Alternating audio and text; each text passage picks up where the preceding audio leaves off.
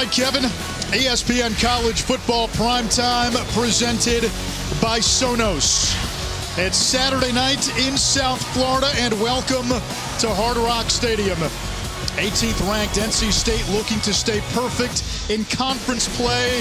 The Hurricanes trying to get that first league win. They're coming off two heartbreaking losses. Good evening, Anish Shroff, Mike Golick Jr., Taylor McGregor is down on the sideline. Halfway through the season, you sort of sort out the ACC. West unbeaten. Pittsburgh is the team to beat in the Coastal. They beat Clemson earlier today. And NC State is in that group as a team that can win an ACC championship. And we all know styles make fights. Wake Forest, Pitt, both doing it right now with great offense, dynamic quarterback play. Devin Leary's been strong for NC State, but this team has been getting it done with dominant defense so far. A veteran group on that side of the ball. And look at that number right in the middle. #1 in the country on third down. They've been money when it counts. That defense has a little extra motivation tonight after the comments made by Miami quarterback Tyler Van Dyke earlier in the week. NC State has a great defense. Whether they like top something in the country, top whatever. I mean, that doesn't matter. It's still the same guys we played last year. We put up 44 points last year on them. They have a different type of wrinkles on the defense, but yeah, we feel really confident. I mean, if we just come out in the second half of both those games, you know, I don't think they can really stop us. So just got to start there. Bold strategy, Cotton, for one of the young leaders of this Miami core, but Anish, maybe just what the doctor ordered as they try and right the ship. Van Dyke making his 4th career start, 3rd in the ACC. De'Aaron King, the starting quarterback, out for the season. Taylor, you spoke to Tyler Van Dyke earlier in the week. I did, and for context, I spoke to him before he made those comments, and he told me that his team is at its best when their confidence is high, and so all week long he challenged himself to really play with that confidence, and in turn, hopeful that it will ooze into the rest of his offense. So I think that's what he was trying to do there. Now, did his coaches like the fact that he gave this NC State defense extra juice? Not really, but they appreciated what he was trying to do. Now, I did ask NC State defensive end Daniel Joseph what he thought. He said, "I have no words. I'll let the play do the talking." So how about that for some drama, guys? NC State head coach Dave Doran told us Van Dyke better be ready for what's coming. The plot thickens before kickoff.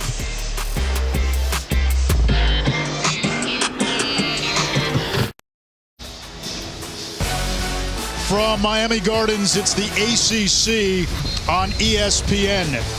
NC State making its first trip to play a road game against Miami since 2012. There's Manny Diaz. He has weathered some criticism the last few weeks. A 2-4 start. The Vultures are swirling, and if he can get a win tonight in front of the home fans, boy, does that take the temperature down for Diaz. Quality ranked opponent in NC State coming into your building. And you have to give Miami credit. We have seen in the second half of both these last two games a lot of fight in this team that indicates to me you haven't lost the group that's in the locker room right now, and that's huge. Manny Diaz telling us there's a good team in that locker room. We're at the midpoint of the season. They're 2-4. Expectations were high, a preseason top 15 team. We'll see if Miami can unlock the talent they feel that they have. The Hurricanes won the toss and will defer. NC State will receive. Zonovan Knight back deep in the game against Miami last year. He ran a kick back 100 yards for a touchdown. And Andres Borregales to send it away.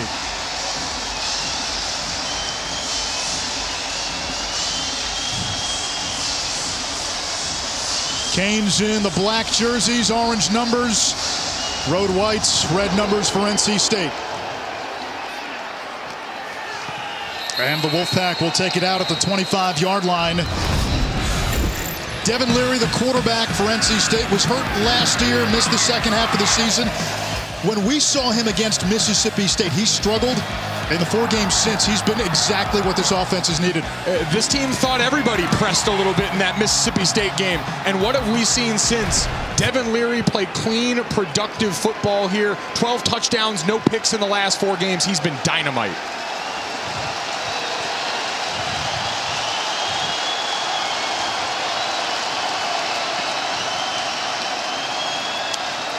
Empty set, Knight split wide. Leary will come out throwing. And the pressure getting to Devin Leary as we take a look at our keys to the game, brought to you by Jared.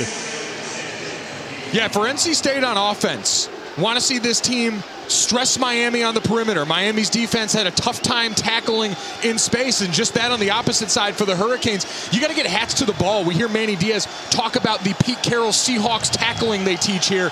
That requires a lot of bodies attacking the football.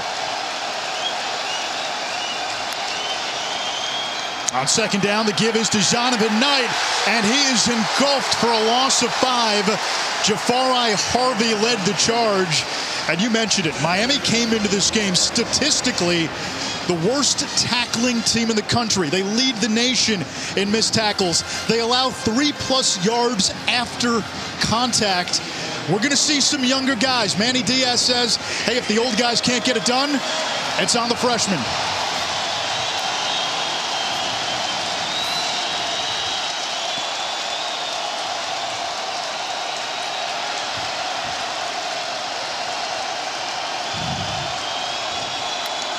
On third and long, Larry's got time in the pocket toward the sideline, and that's going to be well shy of the marker. Porter Rooks driven back, and again, only a couple of plays there. Miami flying to the ball, though, on defense. That's exactly what's been missing. We've seen guys in position to make plays, but it's been one guy. It's been running through arm tackle, so now all of a sudden you get all those black jerseys swarming to the football. If you're NC State, don't let this Miami defense, especially this young talent, get energized early. Jacoby George to return the Trenton Gill punt. George took over as punt returner last week, and he's got a chance here. Pushed out of bounds across the 25-yard line. Tyler Van Dyke took over when De'Ara King got hurt in the Michigan State game, making his third start last couple of weeks. It's been a tale of two halves. A struggle in the first half, much better, and Miami comebacks in the second half. We had a chance to talk to Rhett Lashley, their offensive coordinator, and he said they had a one-on-one meeting, and he asked his quarterback, what do you need from me early in the games? Are you a guy that needs to get hit to get the juices flowing? Do you want to throw it deep like Coach Lashley used to want to? That's going to be the challenge, how to manufacture energy early in these drives. And movement, it looks like the receiver, Keyshawn Smith. False start, offense, number 5. 5-yard penalty, first down. One of the impact players tonight for Miami, running back Jalen Knighton. He's now the lead back with Cam Harris out for the season. The most explosive player in this backfield, even when Cam was healthy.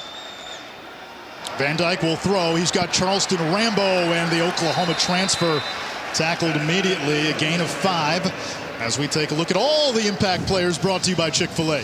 You're going to sense a theme here. It's the youth movement for Miami, especially on offense. Keyshawn Vaughn, who we saw in the false start there, had a connection that started to work out. 7 catches last week against North Carolina. Jalen Knighton, we know, and it's all about the linebackers for NC State. That core without Peyton Wilson. Third down and 10 coming up. They're rolling on the field. Taylor McGregor talked to Tony Gibson before the game, and Van Dyke's comments were a big part of the conversation. Taylor, what did Tony Gibson, the DC for NC State, tell you? They want to get after him all night long. Look for the blitz. They really feel like they can take advantage of him back there, the young quarterback, not to mention they're hungry after the comments he made.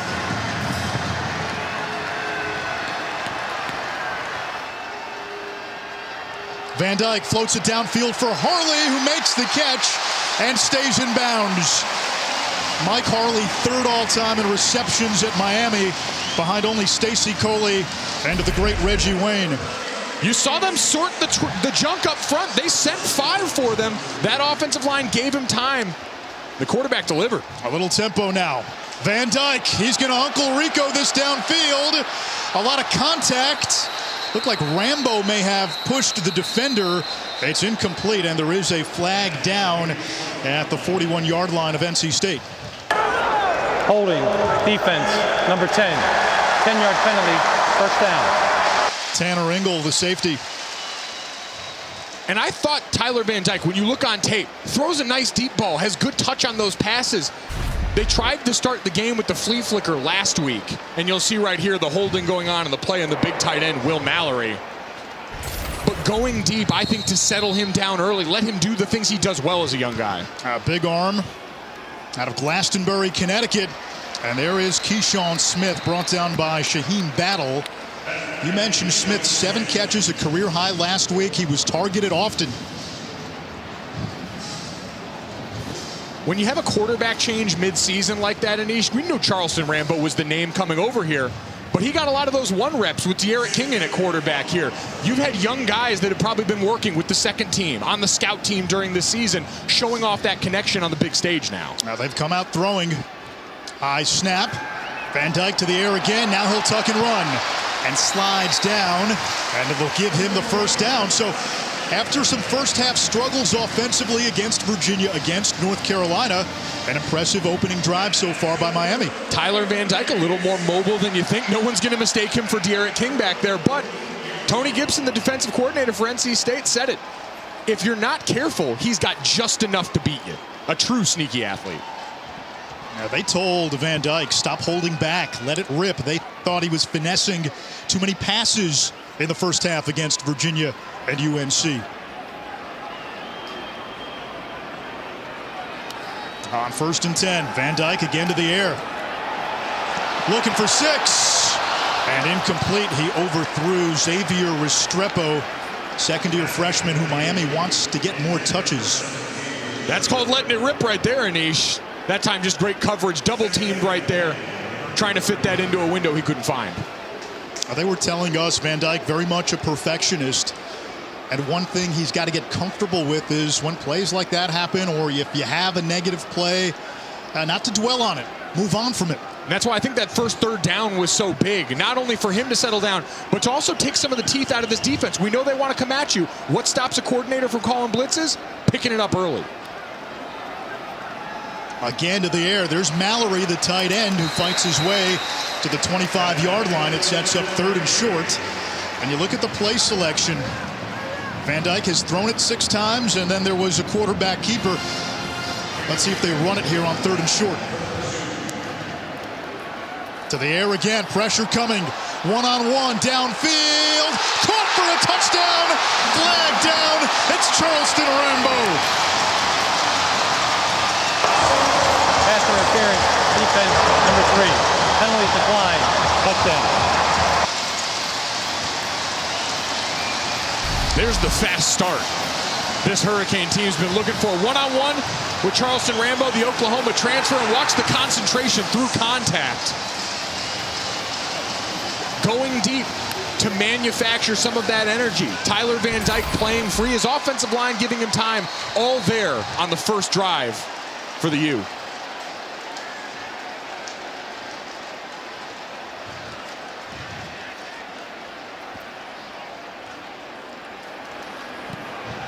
The PAT is good. A 9-play, 75-yard drive. 8 of the plays passes. Give him that RPO look. Let him go up to the best receiver on your team and put his team up early. 7-0 Canes.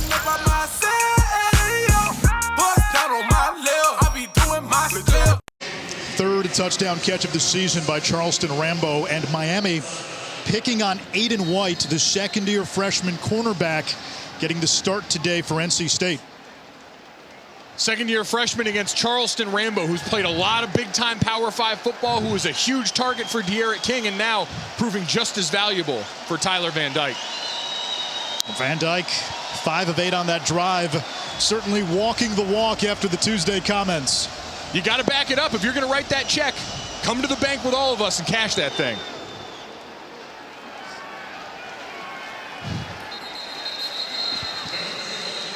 Next week, Saturday Night Football takes us to the Big Ten, presented by Capital One. Penn State coming off that 9-overtime loss to Illinois. Yes, 9 overtimes. They'll take on Ohio State Buckeyes, taking on Indiana in Bloomington. That game over on ABC.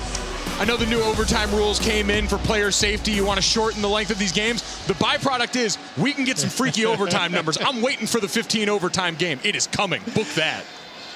Got 9 today, Illinois winning. Big win for Brett Bielema in his first season as the head coach there. Ricky Person in the backfield for NC State's second drive. And he gets the call running to the left side. Again hit for a loss, and that's the book on NC State. The strength of the O-line is the left side. Ike Ekwonu at left tackle. Their left guard today, Chandler Zavala, is out, so Dylan McMahon moves over from right guard to left guard, and they've got Grant Gibson at center. They like to go left. We've talked, too, about Miami's defense, all the struggles. They're still 15th in the country in tackles for loss through 7 weeks. They know how to get up the field. At NC State again, behind the chains.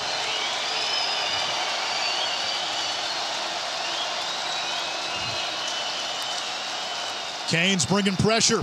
Leary gets rid of it, incomplete. Let's check in with Kevin in the studio. All right, Anish, your Rocket Mortgage studio update. Take a look at what's going on in T-Town. Hendon Hooker to Javonte Payton-Mack. Love to see it. A little rock step there by Hendon, then delivering the strike. Wide receiver does the rest. 14-7 Vols lead over on ESPN. Anish.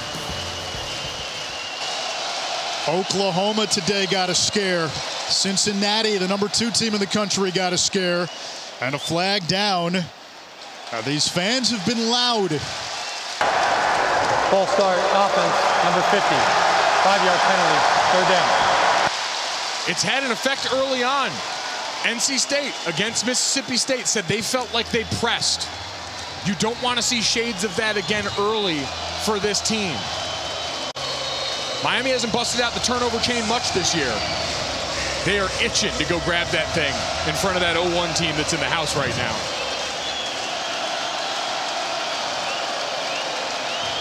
Only 5 takeaways in 6 games. 3-man pressure. Leary is hit, gets rid of it. And NC State 3 and out again. Person the reception. Tyreek Stevenson, the Georgia transfer, with the tackle. And Devin Leary took a huge hit on that play. Keontre Smith, who's back in business for this Miami defense, a missile downhill, and you see Leary struggling right now. Talking to Ben Finley as backup, but go back to this play. Smith there triggering because the running back stayed in coverage. Whew, that's a shot. Gill will punt it away. George retreats inside his own 15.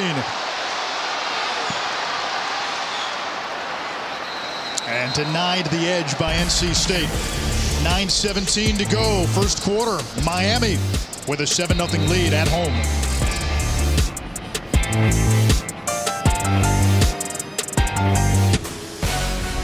ESPN College Football Primetime is presented by Sonos. Experience game-changing sound made easy. And in part by B. It's what's for dinner. They will honor the 2001 Miami Hurricanes national championship team tonight at halftime. Greatest team ever, 38 NFL draft picks, 17 first-round picks. Down to Taylor. In between that series right there, Ben Finley warming up for NC State because Devin Leary came off, had the wind knocked out of him. He is without his helmet right now, and Finley is talking to Tim Beck. So something to keep our eyes on when NC State comes back on offense. Wow. Miami getting to the quarterback early, Anish. That defensive line was living behind the line of scrimmage. See if the offense can capitalize again. Rambo, who had the touchdown catch, in motion. And Van Dyke again to the air. He's going to send it downfield for Restrepo. Incomplete. Oh, they're letting it rip. They're taking shots downfield. Jakeen Harris, the safety, in coverage that time. It's the second time they've gone after Jakeen Harris with Xavier Restrepo. The second time, or the first time, excuse me, down in the red zone prior. We got to keep our eyes out on Aiden White, though. Again, number 3 matched up with Charleston Rambo on the right side outside of this formation here. They attacked that matchup for the touchdown last drive. First carry of the game for Jalen Knighton, and he stopped after a short gain. They call him Rooster. Suspended the first 4 games of the season. 2 games back, Virginia and North Carolina. And there's an injured NC State player down at the 15-yard line. It's Isaiah Moore, who's the heartbeat of that defense. And remember, the ACC's leading tackler from a season ago, Peyton Wilson, already out for the season for NC State. We'll keep an eye out on this one. Moore down on the field for NC State. We'll be back in a second.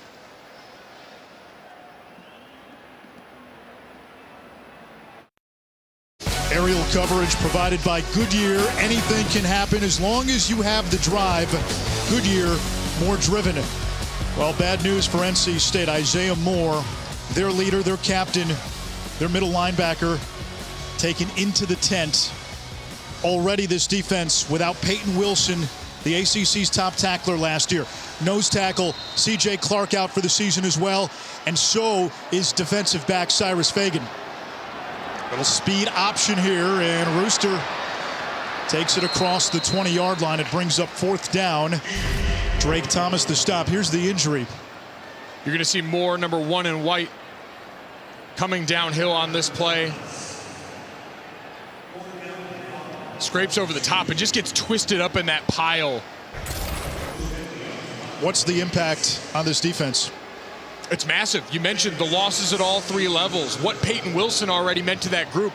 Tony Gibson, their defensive coordinator, said if I ever went down, Isaiah Moore could call this defense for us. He is that cerebral of a player and the one that's been getting this dominant group lined up and in the right spot. Lou Headley, the 28-year-old Australian, one of the best punters in the country, sends this away. It takes a Miami roll and downed at about the 32. They could have let that roll perhaps a little more. And let's see who comes out at quarterback for NC State. Devin Leary looks like he's going to come back out. He had the wind knocked out of him on that last series in the huddle with offensive coordinator Tim Beck. So what have we seen the first 2 drives for NC State? Miami getting upfield, tackles for loss on 1st and 2nd down. If I'm NC State, who's majored in outside zone for a long time, mix in a gap run, get some pullers on the loose, try and crease this defense that wants to get upfield.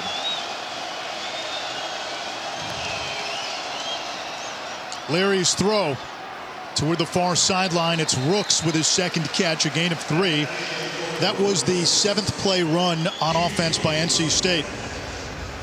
Only the 3rd time they've had positive yardage. This is the one area that can get you in trouble, Miami. NC State is an offense. We know Devin Leary's played clean, but they're never going to wow you. They want to stay on schedule.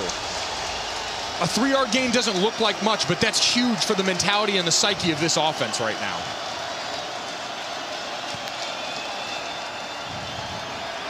Leary again checks down. It's Zonovan Knight, and he is wrapped up. Tyreek Stevenson, it's a loss of 1, another negative play. Taylor. Isaiah Moore out of the 10. He's running here on the sideline, keeps touching his left knee. And now he is going back into the tent. We'll continue to keep our eyes on him. All right, thanks, Taylor. 3rd down.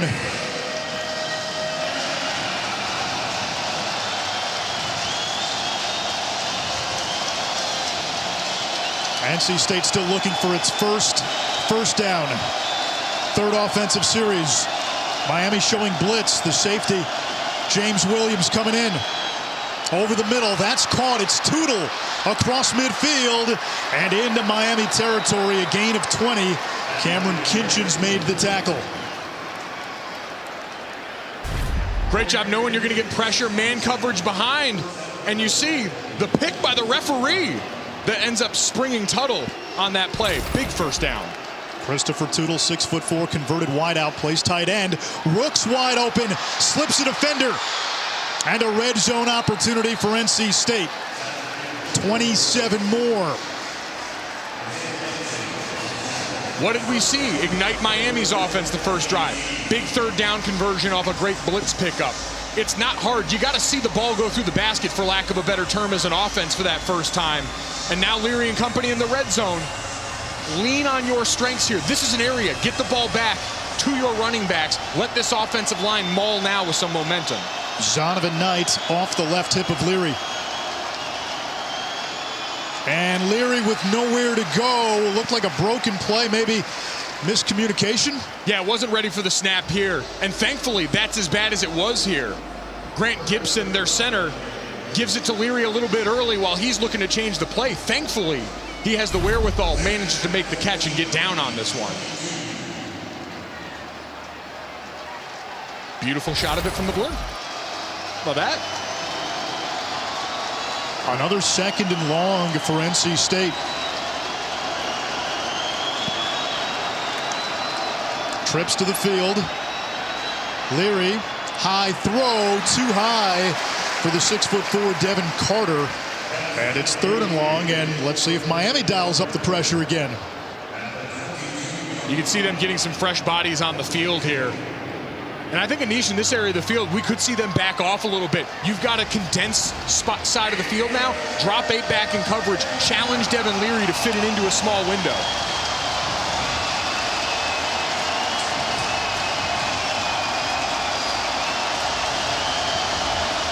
Thayer Thomas coming off a career game. He's in the slot. And a timeout by Dave Doran. Play clock was down to 5. 3rd and 14 for NC State.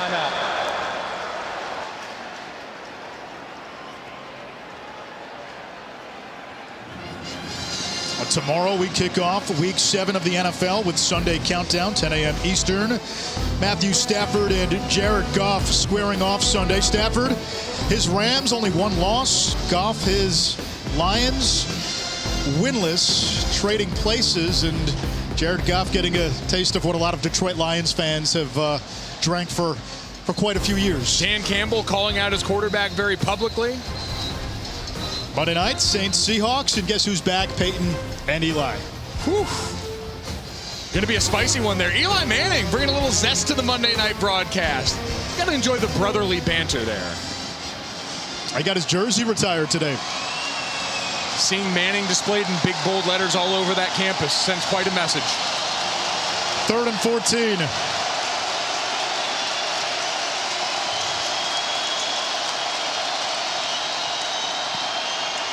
Larry's got Thayer Thomas. And he's spun down at the 15-yard line by James Williams, the 6'5" safety. It'll bring up 4th down. Williams has started the last several weeks. They feel he's got a chance to be a special player in this Miami secondary. He was the number 4 outside linebacker coming out of high school. But we see that all over college football. Notre Dame playing USC tonight. Kyle Hamilton, a big-bodied safety that if you can get with the way colleges, the NFL uses tight ends big time. Christopher Dunn can become NC State's all-time leader in scoring with this kick. And his field goal attempt is good. And he passes Nicholas Sadie as the school's all-time point leader. Been a bounce-back couple of weeks for Dunn. Remember the Clemson game, which NC State won. He missed 3 field goals, including a chance to win it at the end of the game. But he bounced back nicely, and Dave Doran was impressed with his resolve in the weeks after that. And that's the difference with a veteran kicker who you know has been through so many of those moments. Kicking such a mental deal during practice. We'd look down and see them off on their own field, working on all these things. It's a lonely business, and so having the fortitude to bounce back from that, such a big weapon for a team that we know wants to make their living on defense, not turning the ball over on offense. Dave Doran's got a formula. That's a big part of it.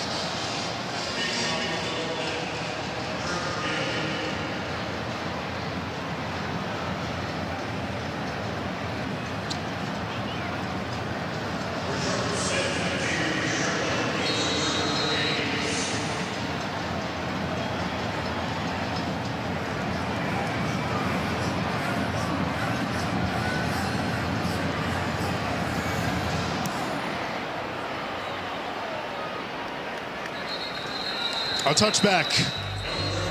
NC State seeking its first ACC title since 1979. They blanked South Florida in week 1. We had them in Starkville, a loss to Mississippi State. Bounced back with a win against FCS Furman. Huge win September 25th at home against Clemson.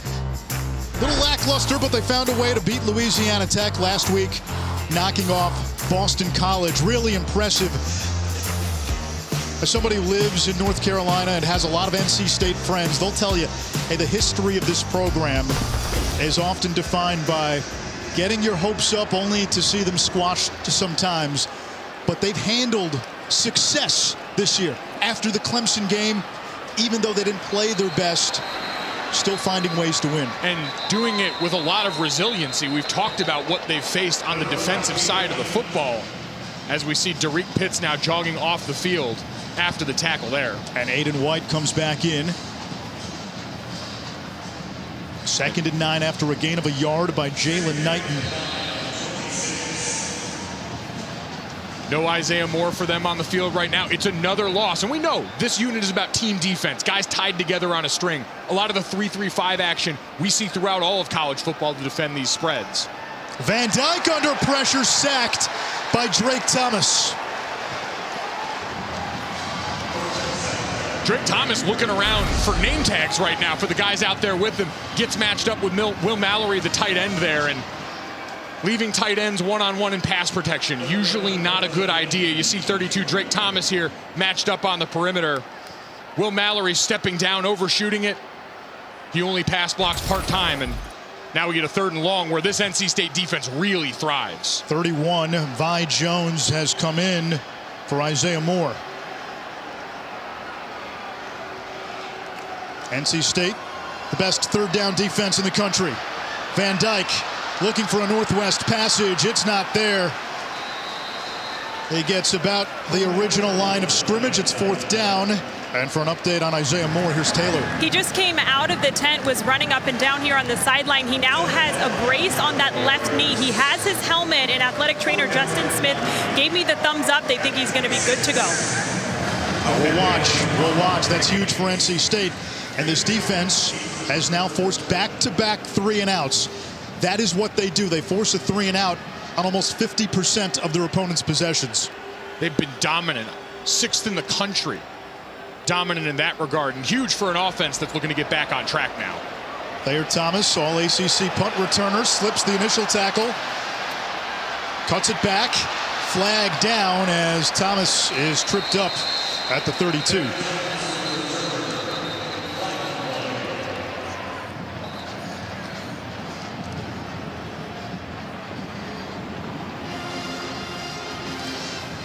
You see the protest from 12 and White here, but it's going to be a block in the back against NC State.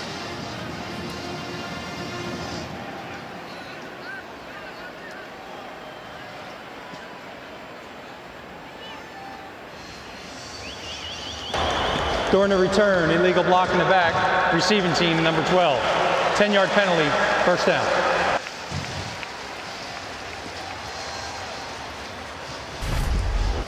Go back and take a look at the return. You see Boykin right here. Get him in the back, throwing up your hands, almost the universal sign for I did it, and I don't want you to believe that I did it. And it's tough on these punt returns. You see whether it's trying to avoid the blindside blocks or the block in the back. The onus put on these guys to make smart decisions is tough. And now NC State, 1st downs. They have not fared well early on against Miami. Got to stop penetration, first and foremost. Person, up the gut, stood up.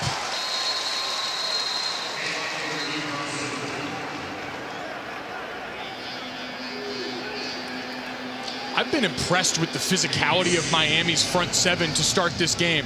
Corey Flagg, number 11, coming down, setting a strong tone. Wayman Steed, all of these linebackers are playing downhill and unafraid. NC State's going to have to start mixing up the play calling on early downs here. Miami is teeing off on these runs early in the series. 2nd and 8. Keon Lesane in motion.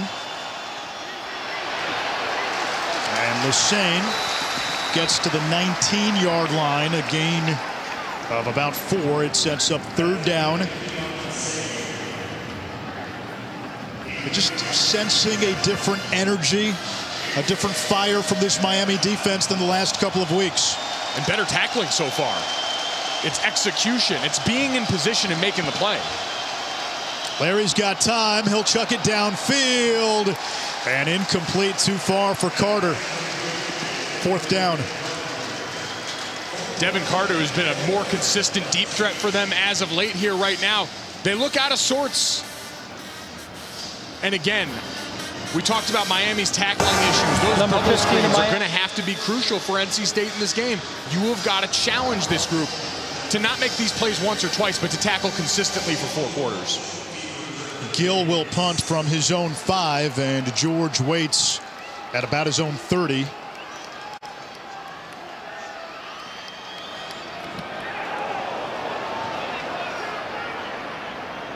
Bouncing at the 30, it takes a Wolfpack bounce and dies at the 24. Taco Bell welcomes you to the Live Más student section of the year contest. Use hashtag student section sauce to get the committee's attention, and go to ESPN.com/Taco Bell to see how your school can compete. They've been loud here today at Hard Rock Stadium. Not a full house, but they've been noisy, they've been loud. You got the fast start you were finally looking for. And Isaiah Moore is back in the game for that Wolfpack defense. To counter on that other side, and even if he is a step slower right now, Anish, the communication in the middle, the young guys that have had to step up with Peyton Wilson out, now getting the benefit of that leadership. Corner blitz, it's a run, and Knighton tackled in his tracks, a gain of 2. It's Drake Thomas again. Drake Thomas plays like his hair is on fire. We know Peyton Wilson gets a lot of the billing because of the numbers he put up last year. We talked about Isaiah Moore, the communicator. I'm not sure there's a more important player for the energy of this defense than number 32, Drake Thomas. Eye black hair.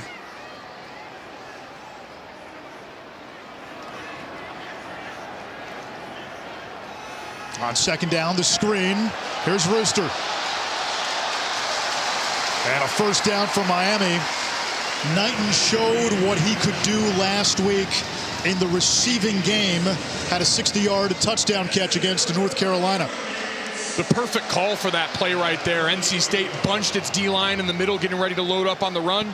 Slipped Knighton off the side for a first down. Van Dyke down the seam. He's got Restrepo, who leaps and can't hold on.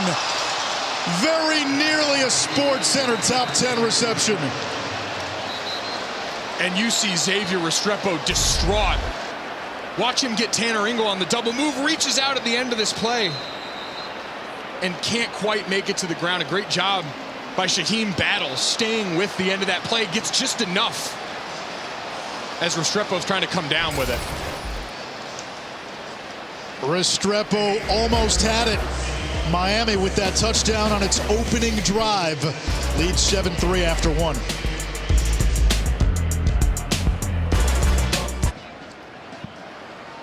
Second and 10 Miami, start of the second quarter. The Hurricanes have been slow starters in their 2 ACC games. Scored on their opening drive, and they have not been gun shy offensively. We've seen them go vertical often. They came in wanting to let it rip, delivered so far. Van Dyke. There's Rambo, and he holds on for a gain of 4. It sets up 3rd and 6. We talked about the last couple of games here. Slow start tonight on the other side for Devin Leary. Just 1 of 5 on 3rd down for the NC State offense that struggled to get momentum going early. And after that first drive for Miami, 75 yards, only 15 since coming into this drive. Here's the blitz. Van Dyke has an open receiver. Keyshawn Smith tries to cut it back. He's going to be about a yard shy. 4th and 1. Minus territory near midfield. Do you trust the offense? Don't think twice. Double down and keep going right here. We've seen Tyler Van Dyke pretty comfortable going empty a lot in the North Carolina State game here, but they're bringing a couple of tight ends in here. Scratch that. Just Will Mallory coming in.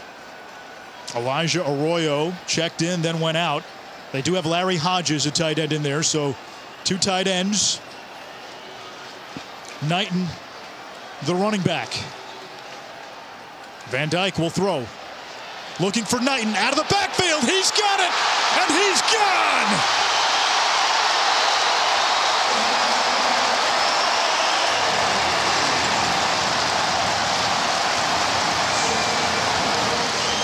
The receiving chops were on display last week for Knighton.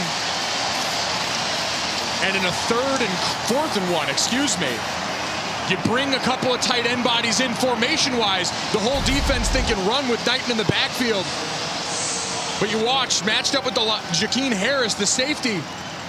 You're going to watch his eyes so dialed into the backfield that he doesn't see Knighton leak out.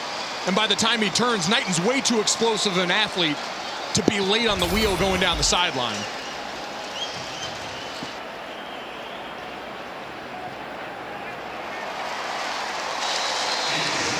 Offensive coordinator Rhett Lashley told us he's starting to feel out what his quarterback can and can't do. But he did tell us Miami's going to let it rip tonight. And Rooster takes it to the house.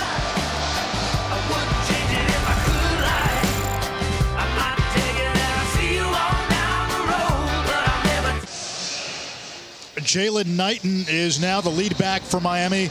Cameron Harris suffered a season-ending injury last week, and Knighton so far today, 2 catches, 65 yards, including a 53-yard touchdown catch to give Miami a 14-3 lead. He brings an explosiveness to that running back room. He's got a different gear than Cam Harris. Cam Harris, a great leader for that room, diligent in the way he approaches, an all-around back in protection involved in there. He's passed a lot of that on tonight. Miami down 2 of its top 3 backs. Don Chaney also out for the season as we check in with Kevin. All right, Anish, your AT&T 5G studio update. Ohio State hasn't lost a Big Ten game since 2018. Mac, Travion Henderson, the touchdown run. Yeah, just a big-time job by the left guard and left tackle, opening the hole. Get in the end zone, big man. 14-7 on ABC. My guy Emac giving the O-line some love in that highlight. An enlightened man there with Kevin Connors. Now look at you. You and your fellow offensive lineman. Beef in the studio. It's what's for dinner, baby. Turning into a cult. A very sweaty one. so sweaty.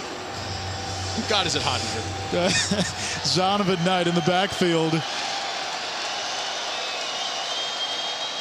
And Leary hands it off to Knight. Running to that left side. This Miami defense flying around. That's Wayman Steed. Tied for 3rd on the team in tackles. 5th year. Some of these older guys like Steed. Now listen, there's some talented youth knocking on the door for playing time. They've got to earn their keep now. Manny Diaz said it's been an uncomfortable conversation for guys getting used to different roles, different reps on the team. That adjustment period starting to work itself out on the field. Guys taking ownership of the reps they do have. Leary to the air.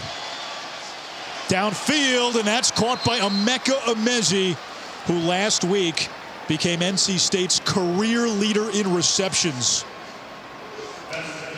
Massive for this offense that's going to show a little pace now to try and get something going downfield here. James Williams too late coming over at safety.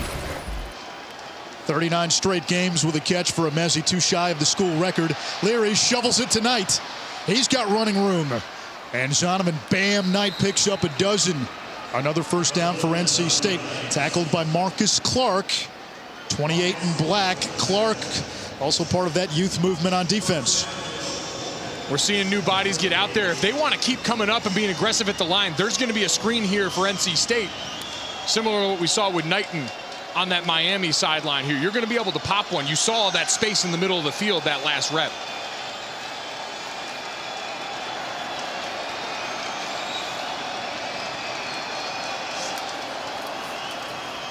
Knight up the middle. And a nice run, a gain of 8. Amari Carter the stop. Zonovan Knight came into the game with a career rushing average of 5.6 yards per carry, highest in school history. This backfield almost evenly split with touches down the middle. Gives these guys fresh legs late into the game. That's been one of the secrets to the NC State success. A lot of options here on 2nd down and short.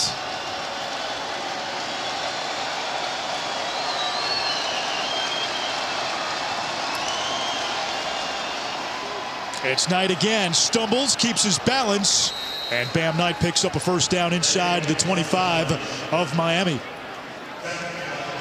You're seeing a little fight from the NC State offense now here. Running tough, and these backs have to make great plays in the backfield because you still see bodies coming upfield.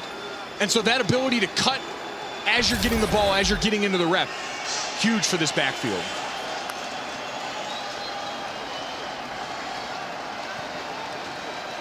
We talked about the crowd before, Anish. A little quieter in here now. They're going on a lot of double cadence. You normally don't get that in a road environment.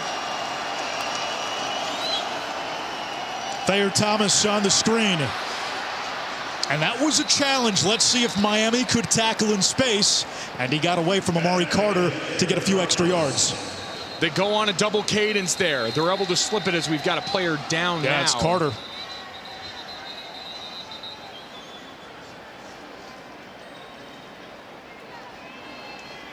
Amari Carter is down. Will step aside.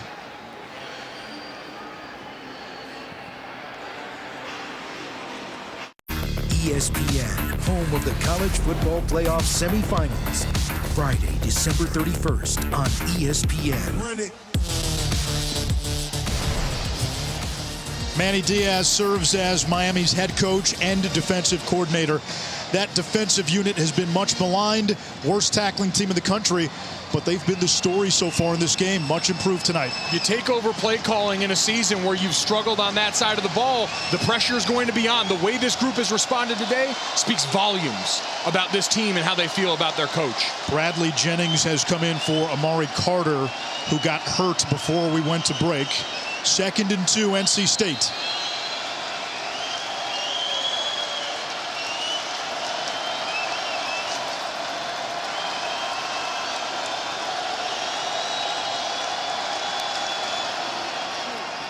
Leary, quick release. It's Thayer Thomas, slips the tackle. And just as we sing Miami's praises, a missed tackle. But there is a flag down, far side of the field. Offside, defense number 99. Penalties declined. Result of the play is accepted. First down. Elijah Roberts, the second-year freshman.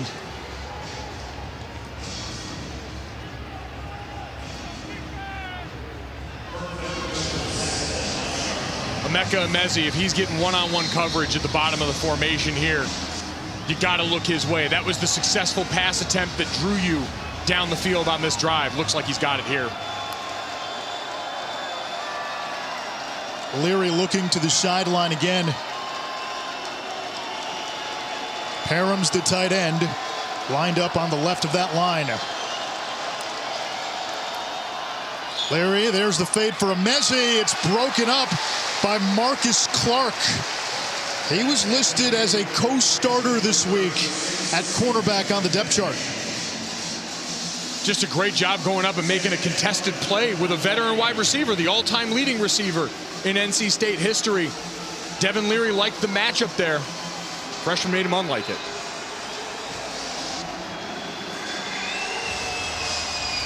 Emezi lining up now in the slot. Two tight ends. Try and get him a slot fade here, look, maybe. Give him a lot of space to run to the corner pylon. Instead, it's Bam Knight. Drags a defender inside the 10. It brings up 3rd down.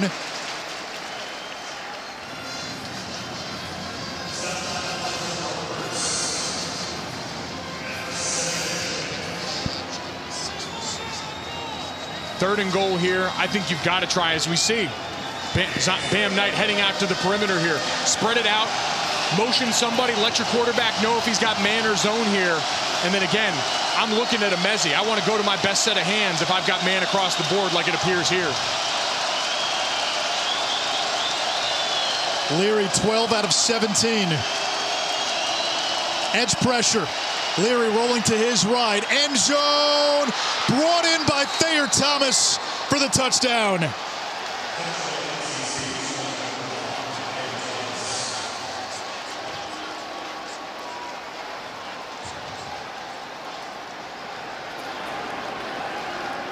An outstanding job of navigating the pre-snap responsibilities for Devin Leary. One thing they mentioned to us, Anish, after the Mississippi State game was that sometimes his eyes got bought up by the wrong things here. Now, give him more snap count, give him more information with all that play clock, and let him go out here and execute, getting Thayer Thomas the ball. They've added one item to the menu for Devin Leary every week this season, as Dunn's PAT is good. the newly minted all-time points leader at NC State. So you see you got man across the board on the outside, so you're going to get slants from the outside, 2 receivers, and then Thayer Thomas, number 5 in the slot, just going to run to that corner, and he's got all that space matched up man-to-man. You get a great stutter step by him at the top, and then working through contact. Just a great job, too, by Devin Leary, giving your guy a chance. You got a guy there defending him. Let him go up and get it. Thayer Thomas been a reliable set of hands for you on the outside. Number 41, Miami, is reporting in. A fifth-year guy. He had his best game of the season last week. 4 catches, 122 yards, and a touchdown against BC.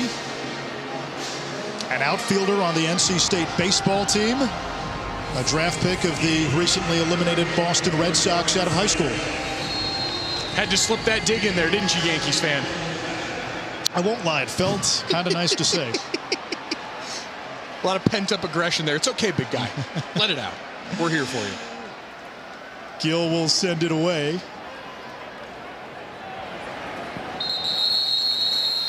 Miami ball at the 25-yard line. Last November, Miami on the road against NC State, down 2 scores heading into the 4th quarter. De'Aaron King threw for more than 400 yards, ran for more than 100, accounted for 5 total touchdowns. Saw Bam Knight with a kick return touchdown. This was your game winner. Mike Harley, 8 catches, 153. That gave Miami the lead. DJ Ivey, the interception late to seal it. And Miami quarterback Tyler Van Dyke. Now, earlier this week on Tuesday, we played the clip for you at the top of the broadcast. Said, hey, we scored 44 on these guys last year. NC State's response when we spoke to them, he didn't play in that game, as Harley is upended by Tyler Baker-Williams. I tell you what, though, watching De'Aaron King highlights, I'd feel confident, too, with that guy on my team. And this coaching staff talked about that. Having De'Aaron King in that quarterback room has meant a lot to Jake Garcia, to Tyler Van Dyke, to the development of these young players. And so it's not surprising to see them drawing confidence from his performance in the past. Cody Brown into the game, running back. Van Dyke buying time and throws it away. Taylor? Speaking of De'Aaron King, just instilling confidence in Van Dyke. When I spoke with Tyler earlier this week, he said after every single series, I'll check in with De'Aaron, see what he sees out on the field. He says he's really good at reading run concepts, and so he always addresses those with me. But he says the most important thing is he just tells me, go out there and be you. That is enough. Now, the coaches were saying De'Aaron King was a guy the team fed off of. He oozed confidence. So while Van Dyke's comments may have been bulletin board material for NC State, the coaches said they weren't that upset because it was nice to see the quarterback have that kind of confidence in himself and the guys around him. And a penalty.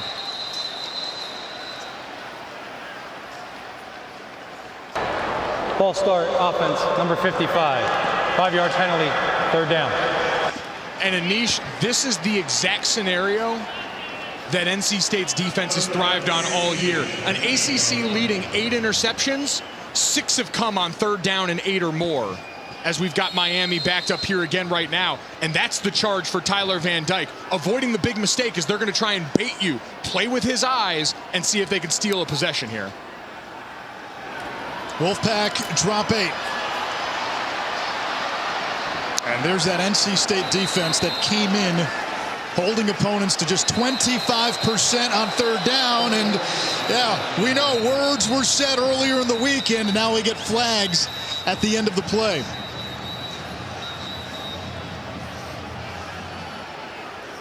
Anytime you got the quarterback involved in the middle of a pile, it starts to look like a hockey goalie.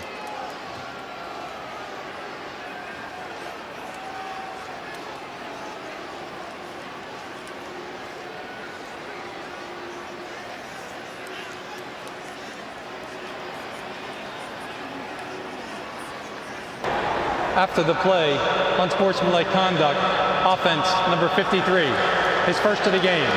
Half the distance to the goal penalty, the down counts, 4th down. That's Ja'Kai Clark, the center. And you see him coming here at the end and kind of a get off my quarterback, right? Yeah, and a bit of a sell there by NC State here. Again, this is the former O lineman in me leaking out, but I kind of love the tone this sets here. That second one is probably where you get it. And you've got to be smarter than that. Ja'Kai Clark's played some ball around here already. He steps in for Gaynor, who is a huge veteran presence in the middle of that line. That second one, that's the one you got to watch out for. So Hadley to punt from his own end zone, and Thayer Thomas waits at midfield.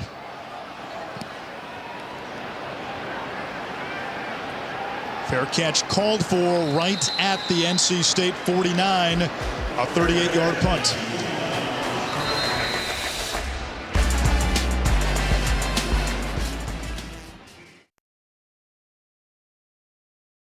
Capital One fan vote. Georgia Tech led 13-zip, but back Brennan Armstrong has thrown 3 TDs in 11 minutes. Just a great side adjustment here by the quarterback and receiver. Takes it to the house. Dontavion Wicks, 77 yards. Anish, it's 21-16 Cavaliers. So coastal chaos as usual. A tradition unlike any other. God, it's beautiful. Great starting field position here for NC State, just inside midfield. The toss to Person, cuts it back, and drives across midfield. Prior to that play, NC State only had 7 rushing yards to this point, and look at their rush numbers in their 3 games against Power 5. You expect the overall offensive numbers to be down, but they really haven't been able to run the ball in their games against Power 5 competition. Sometimes they've been a little bit too left-handed, going constantly to Ike Ekwonu in the left side of that offensive line. They've got to mix it up more. That time, mixing in a toss run, getting some pullers out there. I think that's going to be much more of a key and more successful against a 4-down penetrating defense like Miami.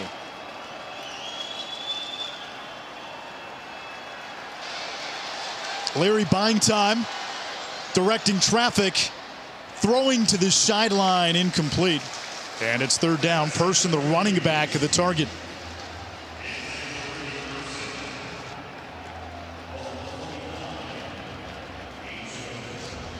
We saw last time, 3rd and long, NC State go crossing routes, try and pick some bodies in the middle of the field, especially if Miami wants to get aggressive again. I think you got to give your quarterback more crossing routes here, try and see if you can get that natural pick in the middle of the field.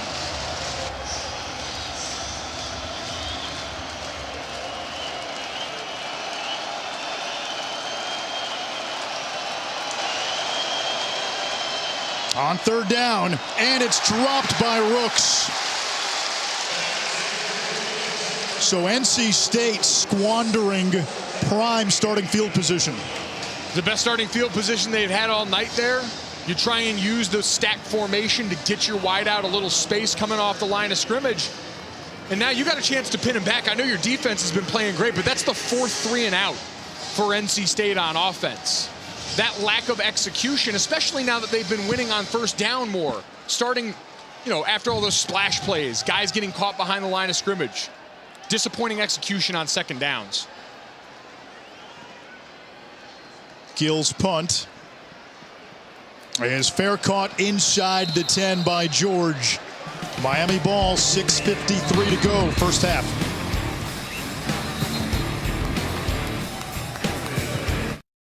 One fan vote, 23 unanswered now for Ohio State. Mac after C.J. Stroud finds Chris Olave. Man, just a great throw, a better catch, getting both feet in.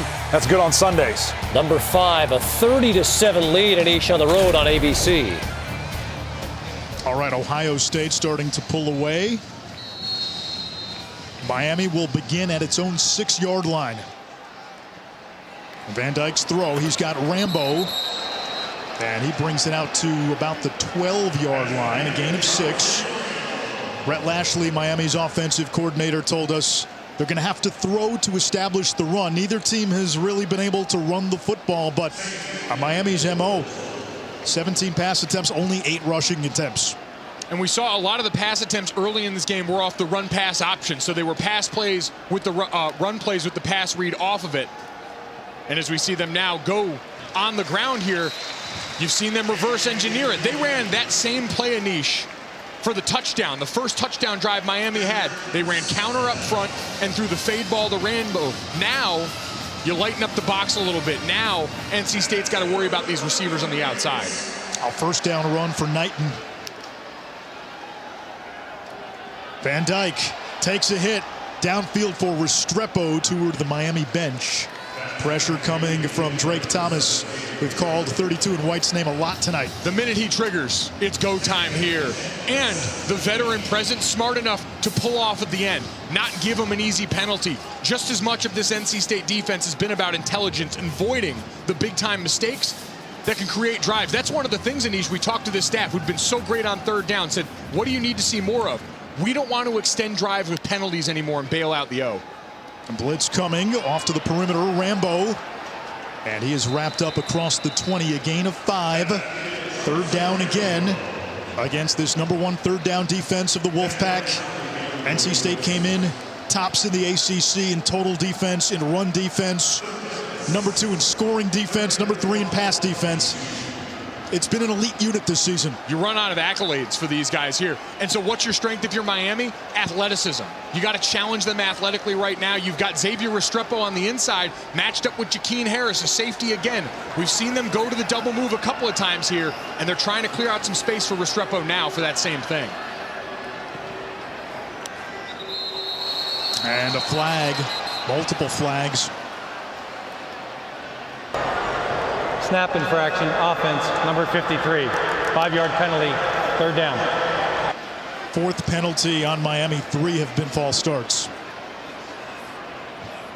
The pre-snap penalties are a killer for Miami, and especially, we talked about 3rd and 8+ where this NC State defense thrives, because you saw them change the picture on that last one. You thought you were getting man, they roll back out of it now. They're going to create an opportunity here for one of these linebackers. Look at maybe number 31, Vi Jones, twist him around in the middle of this defense. NC State drops 8. Van Dyke has Knighton. And Rooster with a first down. 3 catches, 77 yards in the first half for Jalen Knighton. And down for NC State, Joshua Pierre-Louis. Second-year freshman, a Florida kid. We talked about the athletic mismatch for Knighton, and then Pierre-Louis gets swung around a bit there. Always dangerous when bodies are flying and you've got his legs up in the air like that.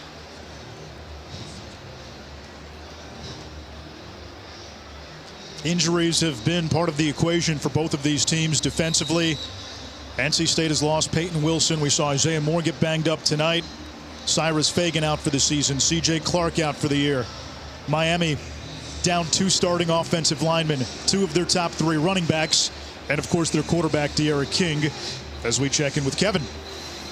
All right, Anish, coming up on the DirecTV Stream halftime report, why 8 overtimes were not enough for Illinois and Penn State today. Plus, we'll check in on Alabama after falling behind by 7 to Tennessee.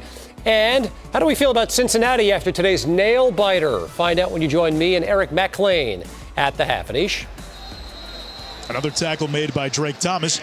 I'll tell you how I feel about Cincinnati. Do we hold Oklahoma to the same standard? Yes, it was an ugly win by Cincinnati against Navy.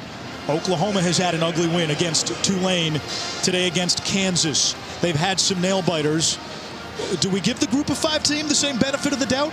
We especially stood against a Service Academy team. It's such a unique threat in the middle of your season to go up against that triple option offense and come out on the other side. Van Dyke fires a slant to Keyshawn Smith, who hangs on at the 36.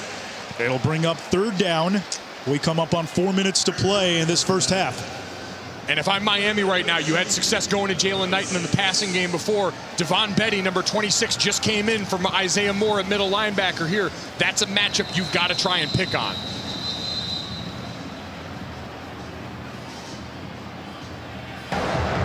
The previous play is under further review for targeting. The previous play under review for targeting.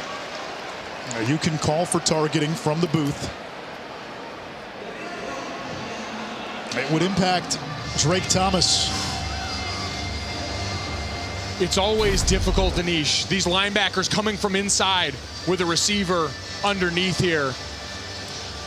So first, is Keyshawn Smith a defenseless player? Yes, he's a receiver in the act of making a catch. So now you're looking for forcible contact to the head or neck area. Forcible enough for you? That's the gray area. And remember, you have to confirm all aspects of targeting. If there is any gray area, there is no targeting. I don't think this is forcible. Usually you're looking for an indicator, a launch, a thrust, tilting the head down, the crown of the helmet type area here. What we're seeing is a guy whose momentum carried his chest into the head of the wide receiver. One of the indicators the officials look at is if the defender lowers his head. You didn't see Drake Thomas do that. No, he ended up hitting him with what looked like his chest plate there, almost like he was trying to pull up momentum-wise. Drake Thomas, we talked about, smart player. You saw him hold up on the quarterback before.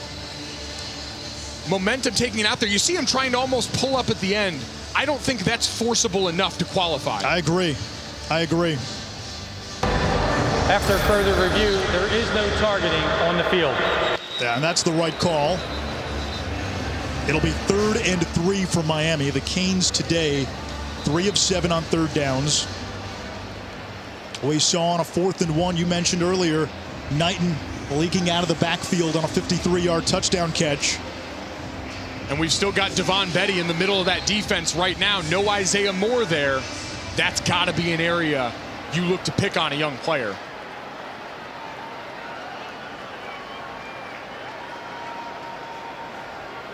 Devin Boykin, the safety, plays back near midfield.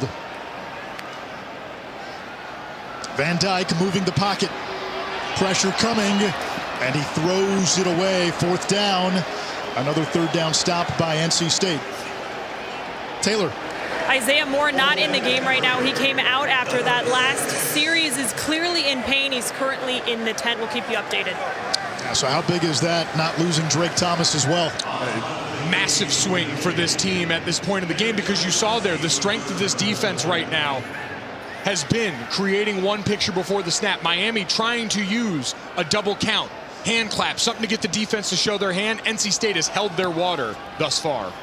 Headley's punt takes a bounce and rolls inside the 15 and down at the 11-yard line. That's why he is one of the front runners for the Ray Guy Award. Aerial coverage provided by Goodyear, making the plays that move you forward. Goodyear, more driven. Beautiful Saturday night in South Florida. Hard Rock Stadium in Miami Gardens. Anish Shroff, Mike Golick Jr., Taylor McGregor. NC State 18th in the country, looking to go to 3-0 in the ACC. Pitt and Wake Forest look like contenders as well this year. Clemson suffered its 2nd league loss today. Miami looking for its first ACC win after heartbreak the last 2 weeks. It's been as wide open as the conference has felt in years now that the giant in Clemson seems to have fallen. Ricky Person finds an opening and a 1st down and more into the secondary. Still powering ahead, legs churning, and they'll finally blow the play dead at the 34-yard line, a gain of 23. Just an outstanding jump cut here. There's nothing open originally for Person right here, but he watches the block of Dylan Parham and then jumps off that and finds a seam in this Miami defense. And then the leg drive at the end of this one, finally setting the physical tone they want.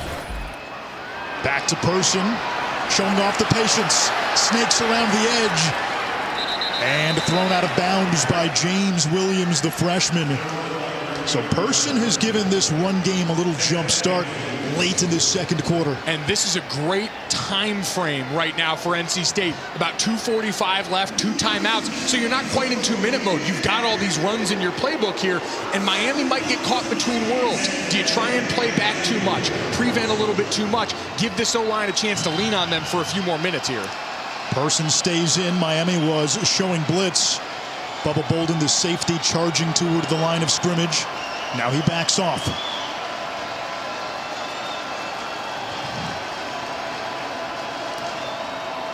A 4-man rush against Leary.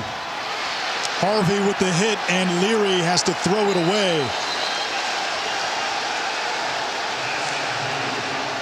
Miami wants grounding. That's what they're talking about.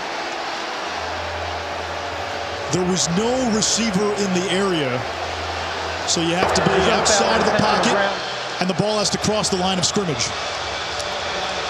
And it looked like he was right on the edge of that pocket there. The question was going to be, did it manage to cross the line of scrimmage? So is he outside the tackles? He actually is.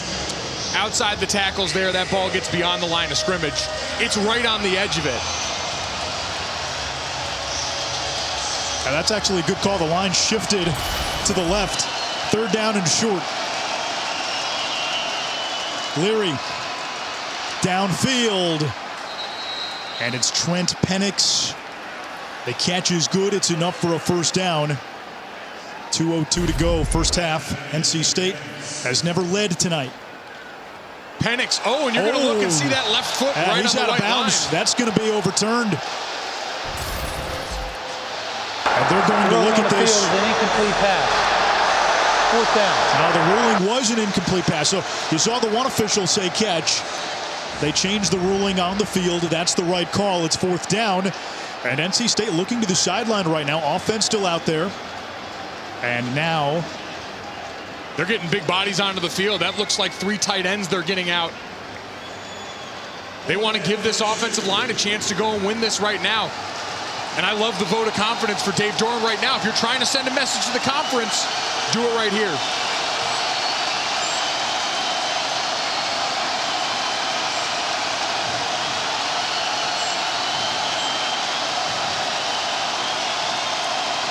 let's see if it's a ploy to get Miami to jump or if they call a play. And it was a ploy to get the Hurricanes to jump off sides. NC State calls a timeout with the play clock winding down. 2:02 to go in this first half. Minus territory first half. You still would have gone for it? I thought you had space in the middle of that line for maybe a sneak up there. You got so many looks at the defense. We have top rank boxing tonight from Atlanta. Main event. Jamel Herring is squaring off against undefeated Shakur Stevenson. Plus, Muhammad Ali's grandson Nico returning to the ring.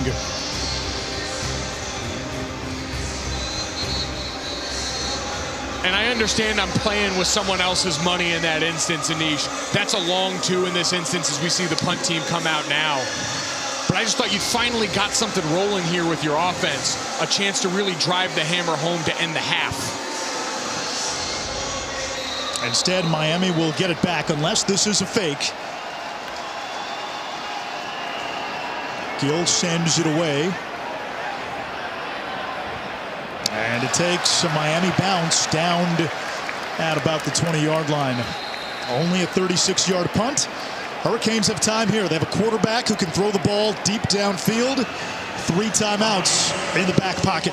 Ideal situation here. Everything available to you. And we've seen them really working overtime to try and get Xavier Restrepo going in the middle of this field here. But Charleston Rambo's had plenty of free yards on the outside here. You got to spread this thing around here, as NC State we know is going to be backed off trying to keep everything in front of them. The last 2 games against Virginia and UNC, Van Dyke in the first half, 9 of 26. What's been the difference tonight? Getting the ball out of his hands quick and then confidence in his deep ball. Screen pass to Knighton. He's been dangerous in the pass game.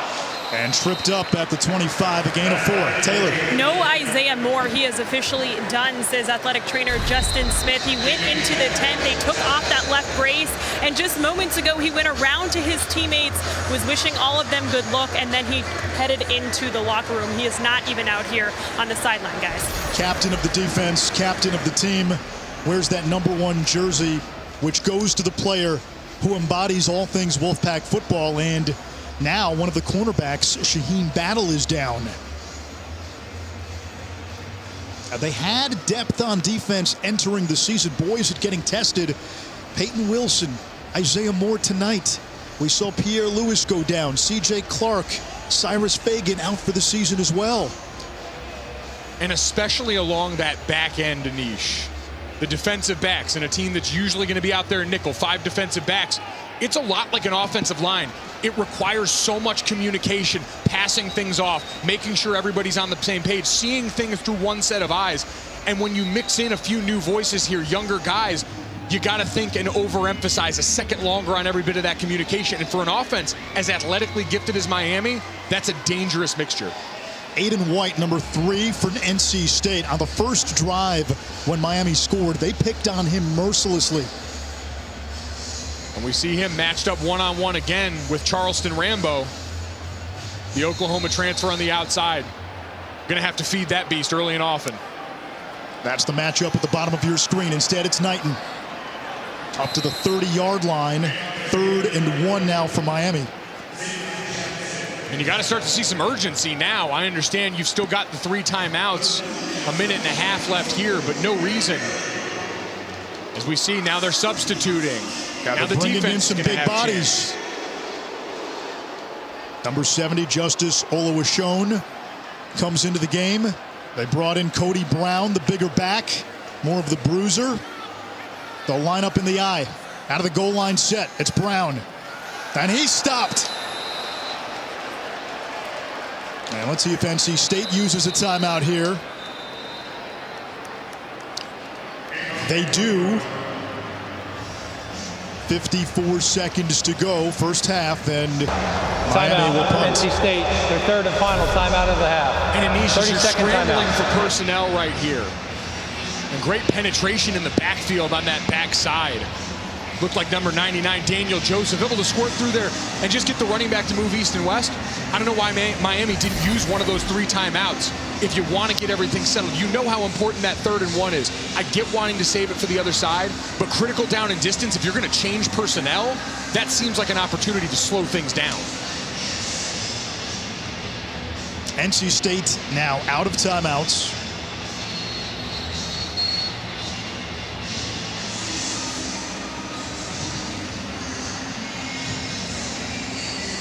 Well, the offense is coming back out on the field.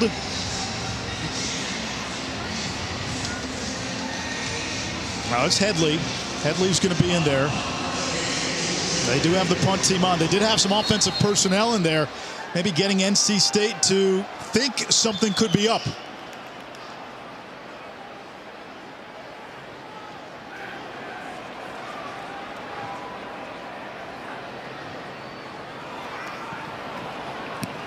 Headley punts it away. Thomas makes the fair catch inside his own 25-yard line. This season, along with their contributions to the university's general scholarship fund, for every field goal and extra point made, All-State will also be donating to the American Red Cross to help with disaster relief efforts. Thank you, All-State. Okay, so how does NC State now play this final 47 seconds? Miami will get the ball to begin the 3rd quarter. No timeouts.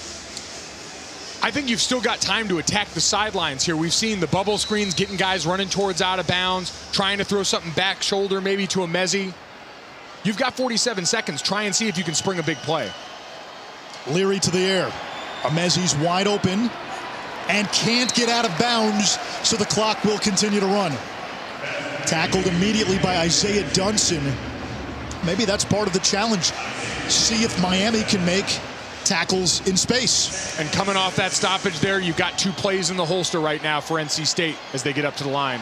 Leary downfield to Mezzi's open, makes the catch inside the 30-yard line. Beat Kinchins, the safety. Now you got to get up and spike it. The clock is going to stop while the chains reset. Go ahead and kill this play and get set up as you're near the red zone. They have a terrific kicker in Dunn. And a timeout by Miami. Timeout, Miami, the first timeout of the half. 30-second timeout. Help me understand why Miami calls a timeout. I was going to ask you the same thing here, Anish, unless you're so concerned about your personnel on the field here, but now you've gifted NC State a free one coming off of that.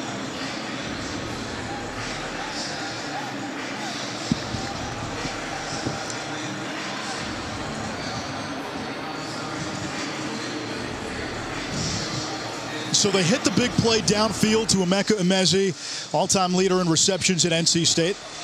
We think NC State's going to get up with no timeouts. As soon as that clock starts, they spike the ball. Instead, Miami calls a timeout. Baffling to me at this point, Anish. And I know you're worried about personnel after the long pass play, but you've got to know on the other side, all right, NC State's got no timeouts left. They're going to need to get up and burn one here. I just felt like you give them a free one here. Miami apparently had 10 players on the field at the time. Maybe you're worried about them faking the spike here, but still surprised by the move. 20 seconds to go.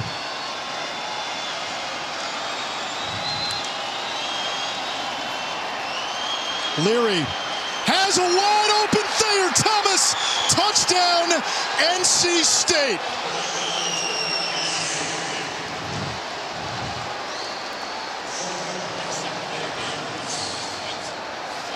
second touchdown of the first half for Thayer Thomas. Watch number 8, Ricky Person, on the blitz pickup here. You get a second level pressure. We talk about James Williams, the big safety, thuds him up there on that one. And Devin Leary stands and delivers. What an answer.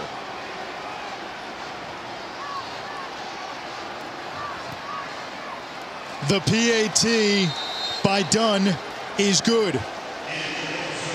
2 straight plays. The Miami defense with a breakdown on the long catch by Emezi. The defensive back lost his man. Williams comes up to blitz. They find Thomas open over the middle. And you had the timeout to go to the sideline and diagram the perfect play. Just a great job by everyone involved here, understanding, all right, we got a pressure there. James Williams, the safety, coming down. You've got space in the middle of the field vacated. And you also gave NC State the chance to go to the sideline, to reset, catch their breath, dial up a couple of plays in that instance if they needed one more, since the Wolfpack didn't have any timeouts. So just a bizarre sequence there by Miami, calling the timeout, essentially giving NC State what they would have wanted in that spot. And if there were truly 10 players on the field for Miami at that point, then that's another execution error by a defense that has struggled with that in the realm of tackling. We've seen for Miami offensively some penalties tonight. Those are the things that can undermine that fast start you got out to. You're facing a veteran team in NC State that has done a good job this season of not beating itself. And the Wolfpack have their first lead of the game here with 15 seconds to go in the first half.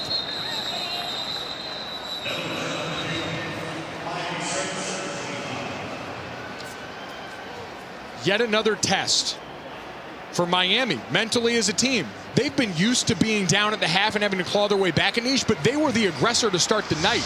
You credit NC State, who now has lost the leader in the middle of their defense again in Isaiah Moore, for being able to bow up in the middle here. Miami's got a different challenge, and this young group, seeing a lot of these situations for the first time, is going to have to go in the locker room and talk this through.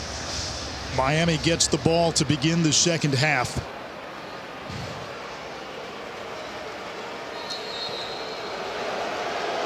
And you hear it from the crowd. A lot of positives for Manny Diaz in that first half. The way that half ended, it's got the crowd a little antsy. To the studio now, and Kevin Connors. Welcome to the DirecTV Stream Halftime Review. Into the second half. You have been a second half team all season long. This is a chance for you to come out and remind people you don't blink. Meanwhile, this veteran NC State team looking to go to 3-0 in the ACC. Their bench juiced for the start of the third quarter. Miami will receive. And we check in with Taylor. I talked to Manny Diaz. First question I asked him is why he called that timeout right before halftime. He said to get the correct defensive personnel on the field. He said defensively, we've got to clean up our coverages. He feels like they're coming out of their deep areas. They really need to clean that up defensively, although he feels like they got off to a good start, but not able to finish in the second. That critical on that timeout. Because again, NC State had just hit a big play. They've got no timeouts left. They're getting up there to clock it. And now because you want to substitute the right personnel in there, that to me bought NC State too much time on the other side. A critical error going into the half. No doubt. Harley comes in motion. Tyler Van Dyke played well in the first half. Going deep downfield. He's got Rambo, who makes the catch and pulled down inside the 20. Tyler Baker-Williams probably saved a touchdown. And Tyler Van Dyke, unlike the last 2 weeks, put up solid numbers in that first half. He starts the second half by showing off his arm. Big play action fake, great protection by the offensive line. And now a challenge for them in the red zone, an area this Miami offense has struggled against an NC State unit that is 4th in the ACC inside the red area. No gain for Knighton, and this is Miami's first trip inside the Wolfpack 20. 60 yards on that catch by Rambo, who's got 6 catches for 105 yards. And they like that matchup, Rambo against 3 and white, 8 and white. Bottom of your screen. Instead of check down, Rooster takes it inside the 10. This is an area we saw. What did they have on that first play? Deep developing pass. Tyler Van Dyke has to hold on to it for a long time. The ball's got to come out quick now. You have athletes on your side that are better than what NC State's got on defense. Give them a chance to make a guy miss. NC State also without its top linebacker, Isaiah Moore, out for the game, injured in the first half. Van Dyke had a Rambo open momentarily. He missed him. Back to the near sideline and incomplete. He wanted Harley. Rambo was open over the middle on the slant. That's the challenge for a young quarterback in this area of the field, though. When all the windows shrink, that cut-it-loose mentality we're talking about. Tyler Van Dyke, comfortable doing that going deep. We knew coming into this. Now asking him to do that in real time, quickly, to a veteran receiver there. That's where you see some of the youth showing up still. Borregales will come on for a 27-yarder for the tie. Inside 38 yards. He's just 2 for 5 this year. And NC State may have jumped. Corey Durden, that might be encroachment. Question is, was he drawn off?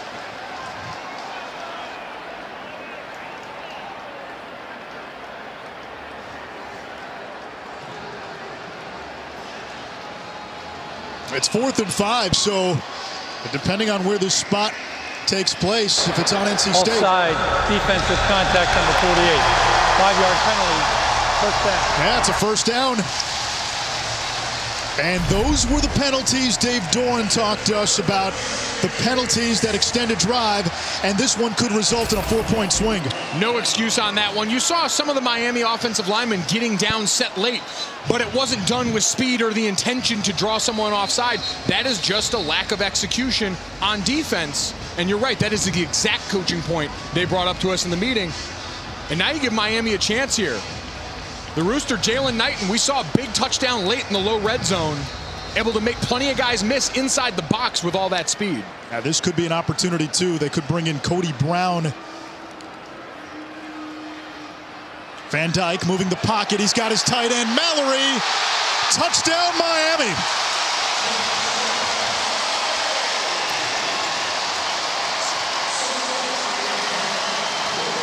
So after an inauspicious end to the first half, the Canes score on their first possession of the second half. The big play to Rambo downfield, the offside penalty on 4th down against NC State. And then Mallory punches it in.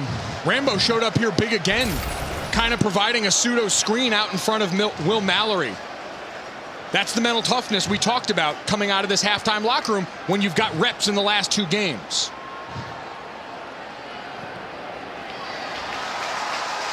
(21-17) after the PAT. 242 yards passing, 3 touchdowns for Tyler Van Dyke. 4th career start, 3rd ACC game.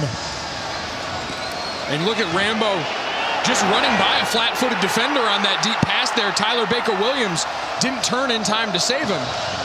And then let's take a look at the touchdown from the blimp here. Watch 11, Rambo getting out here in front and not doing enough to interfere, but clearing out 3 or 4 extra yards. Now all of a sudden, Will Mallory's got space to lunge and get over the goal line. This is just the second time this season in which the NC State defense has given up more than 17 points in regulation. They gave up 27 to Louisiana Tech. The Clemson game, remember, went into overtime.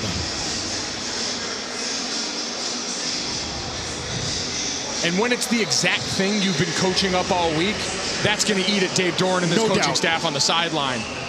We know your defense, shorthanded, missing key bodies at every level. Isaiah Moore still out right now. It's on everyone to be more disciplined across the board once your leader is out of the game. Bam Knight took a kick back 100 yards for a touchdown against Miami last year.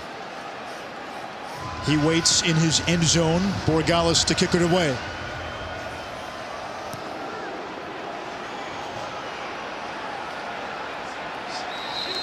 NC State brings it out to the 25 for its first possession of this second half. Devin Leary, 214 yards, 16 out of 25, 2 TDs, both to Thayer Thomas. And a lot of that yardage coming on that last drive there, able to go the distance in a short amount of time. And so what do you learn from that? You've got to challenge Miami downfield more. Their defense was allowed to play so aggressive and downhill. You've got to give them those opportunities, but this all started getting the ball to Thayer Thomas in the slot on these bubble screens, using that as an extension of a run game that had a tough time getting going in the first half. Only 40 yards on the ground. Thomas motions. Bam Knight. Driven back after a gain of 2, and a flag flies in. Gonna get a face mask. Personal foul, face mask, defense, number 12. 15-yard penalty, first down. Jafari Harvey had a pick 6 last week. Tough for him. Harvey's been super active all night, and you're reaching in these scrums just trying to get a hold of a guy here. Hard to really fault him for that one.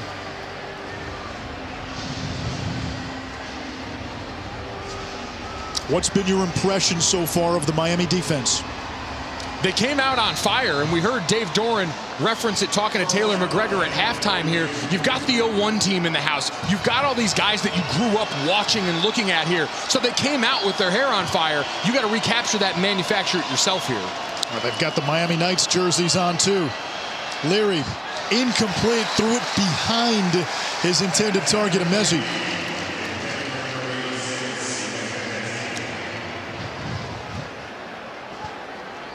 That was what Miami did so well in the first half. D-line just deposited the right guard into the quarterback's lap. These guys knifing upfield. When you think of all these great Miami defenses, it's not two-gappers. It's not guys trying to hold their blocks. It's players taking chances, getting upfield, and making big-time splash plays. That's the Miami identity. Leary floats it downfield, and too far for Devin Carter. Third down.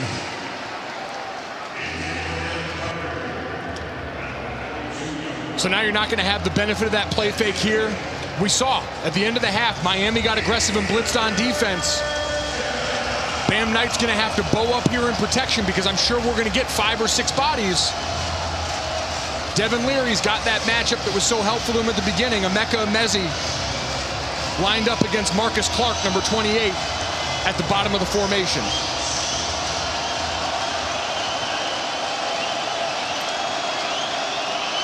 Four-man pressure. Incomplete. He wanted Thayer Thomas. And Miami's defense comes up with a stop. It's fourth down. Manny Diaz telling us, despite the 2-4 record, he's proud that his team has shown resiliency.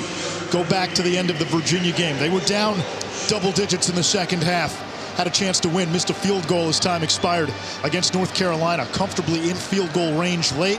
A tip ball gets intercepted. UNC wins the game.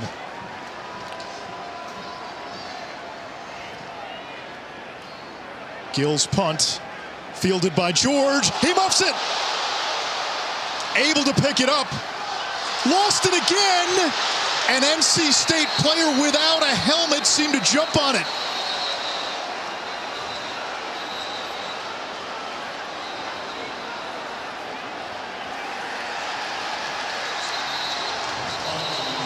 Now this is going to be interesting, Anish, because once your helmet comes off, you're not allowed to make a play on the ball.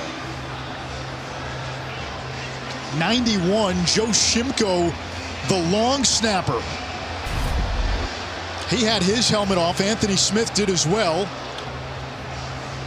Now it's Anthony Smith, 85, whose helmet comes off, and it looks like it's Smith who continues to play without the helmet.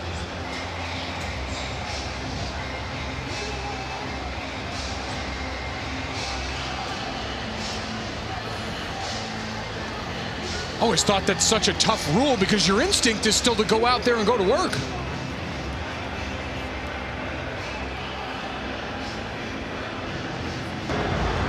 The ruling on the field, there was a return and a fumble recovered by the kicking team. Also, there were 2 holds against the receiving team, number 9 and number 18. Those penalties are declined. The result of the play, first and goal, NC State. I stand corrected.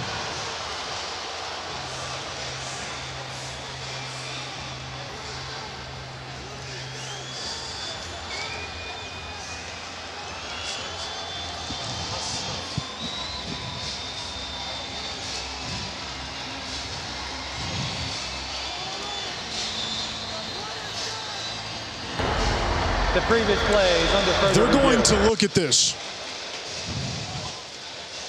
A lot to sort out. You had a player, again, whose helmet came off. You're supposed to call the play dead when someone plays without their helmet.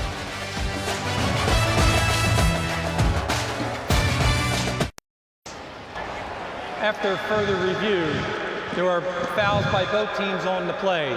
During the kick, holding receiving team number 9 and number 18. During the return, personal foul, participating without a helmet, number 85 kicking team. Those fouls will offset. We'll replay 4th down. That's a huge break for Miami. It's also the right call. We said it before we went to break. You cannot play when your helmet comes off. And in that situation, Anthony Smith's helmet comes off. He continues to play. Nobody has possession when he makes an attempt for the ball. You're supposed to blow the whistle, and the play is dead right there on the spot. There was some confusion as to why it was initially ruled NC State ball, and there was no check on Smith in the helmet. You had multiple penalties there. You had a change of possession, so a lot for the officials, but give them credit. They call down for that one, and they get the call right ultimately in this instance.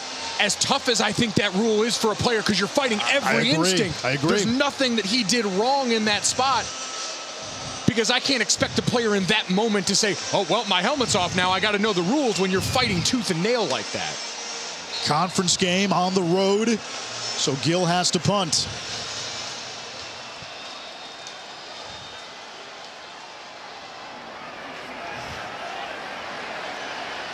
And George this time makes a fair catch.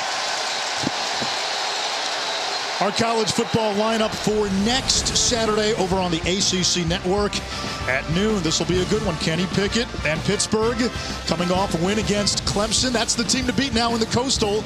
They'll be home for Miami. Duke and Wake Forest, the Demon Deacons, the lone unbeaten in the ACC. Now 5-0 in league play.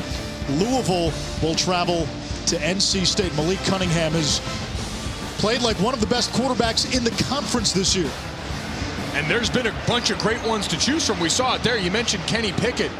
What we've seen from Wake Forest, Sam Hartman in that bunch here, the sheer amount of great plays put up today in a crucial win against Army. 70-56. Whew.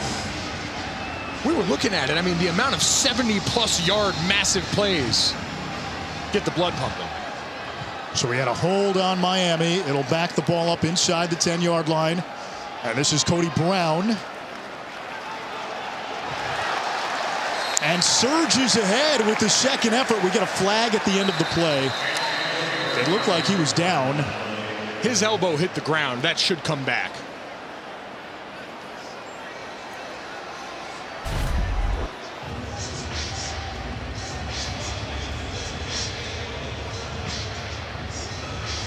Elbow clearly down.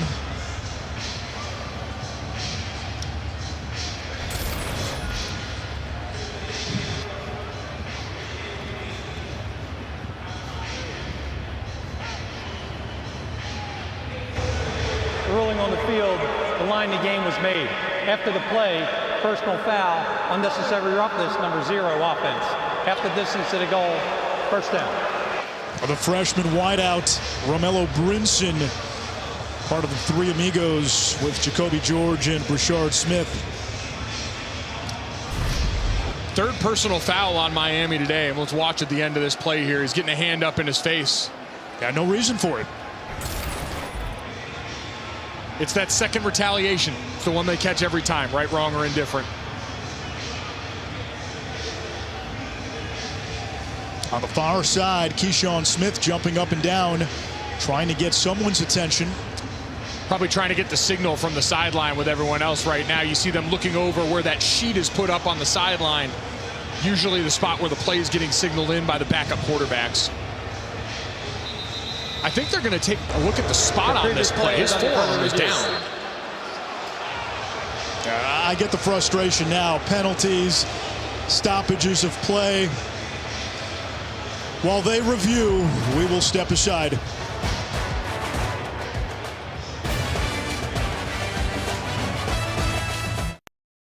Young and the Tide pulled in front 31-17 in the 4th. 5-yard touchdown run, so that's more like it, right? Hang on.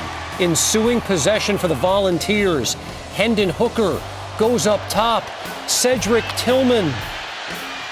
This covers 70 yards. It's a 31-24 lead at Ish over on ESPN. Josh Heupel is building something. Hendon Hooker, the Virginia Tech transfer. Meanwhile, the officials looked at Cody Brown's elbow going down, which we saw and we showed you, and they had marked it as he made the line to gain. Clearly he didn't, so they spent all that time reviewing an obvious play. You tack on the penalty on the back end. It is now 2nd down and 11 to go for Miami. All right, everyone take a deep breath. Here is Brown. Bouncing off defenders, doesn't go very far, only a yard, and it brings up 3rd down. Great job by Tanner Ingle triggering there. Everyone a little off kilter. After a delay like this, all the reviews and multiple delays. It's a struggle on the sideline, though, to keep everyone engaged here. We've talked about NC State dealing with losses at every level of the leadership on defense, and so being able to go over there and rally these guys in the huddle, so much of that, again, falling on the shoulders of number 32, Drake Thomas, the last of the starting linebackers from the beginning of this season, currently in the game, the man in the middle right now.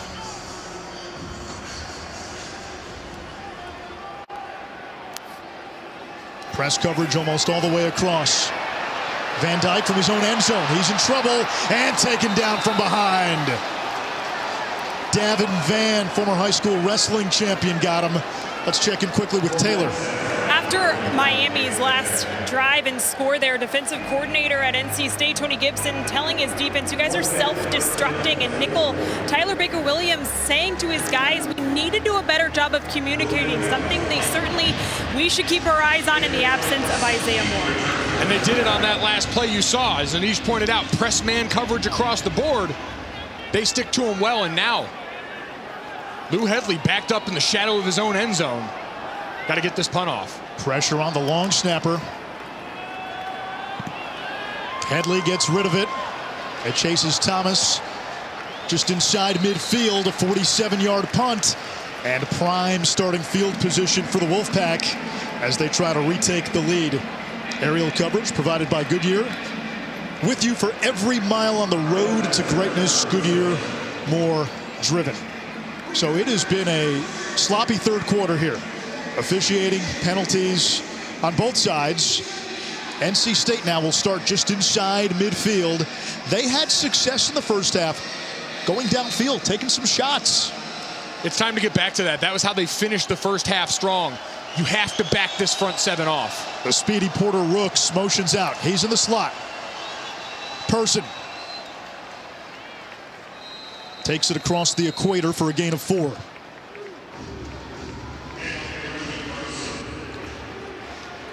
We see a player slow to get up for Miami. DeAndre Johnson, grad transfer from Tennessee. Might have been tired hearing the score update from Tennessee and Alabama. Defensive players going to be looking around wondering what the hell happened in that one. A lot of ranked teams have been challenged today, including number 18 NC State, down 4 on the road. Person again. And Jonathan Ford makes the stop. It brings up a 3rd down now for the Pack. And this could be 4-down territory. Easily. And you're finally getting guys body on body up front here. As a running back for Ricky Person, for Bam Knight, what they're looking for is flashes of color. And so when you've seen all these Miami defenders getting in the backfield, the running back stops his feet, plants his foot, and starts to come back. Now you're getting a hat on a hat up front and cleaner lanes. And these backs are good with the vision they've got.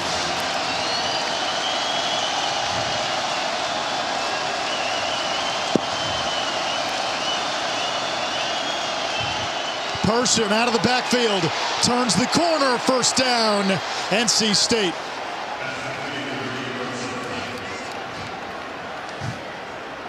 And Thayer Thomas in the slot may have gotten away with a holdout here. They're trying to go for that natural rub action on the perimeter, but watch 5 goes up here and gets that tug right there. That should have been a hold and should have been coming back. A miss by the referees and a huge break for NC State. Yeah, tried to pull on Gilbert Frierson. Hasn't been the best 3rd quarter for the officiating crew. Here's the blitz. Leary stands in, takes a huge hit, and completes the pass to Devin Carter for a first down inside the Miami 30. A lot easier to get up after those plays when you see it land in your receiver's hand. But again, big number 0, James Williams, all 6'5", 225 pounds of him. But a great job across the middle of the field. You get those mesh routes, the crossing routes in the middle, and then it's on the receivers. All right, do I have zone? Is someone trailing me? And if not, settle down. Give your quarterback a spot to throw it.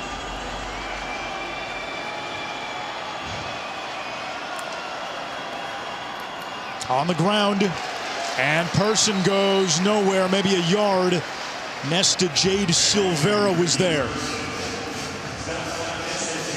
NC State up front without Chandler Zavala, their starting left guard, so they've had to reshuffle the line. Dylan McMahon moving from right guard to left guard. Derek Eason sliding in at right guard.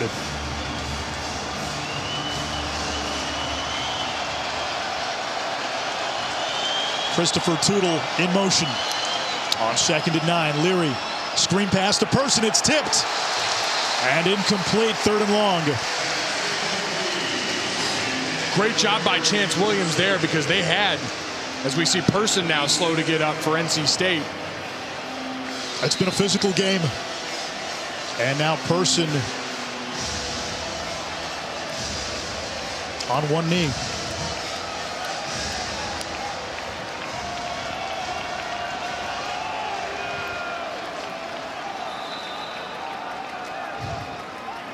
You see him jogging off gingerly there. It's always tough.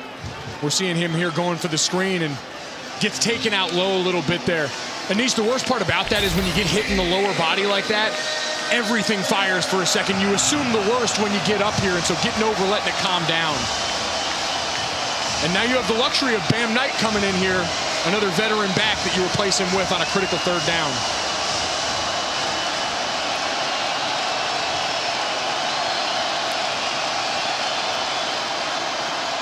Larry's got time.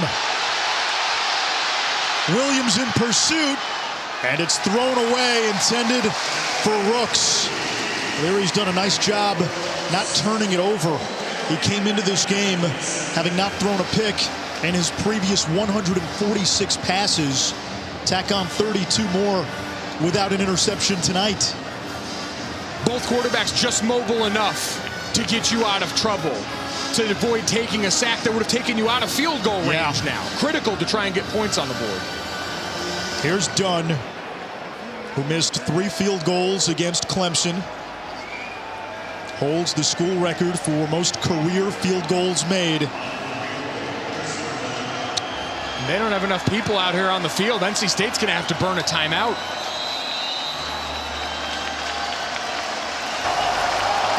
Only 10 men on the field. Dave Doran forced to use his first timeout of the 2nd half. 4th and 9 for the Pack on the other side.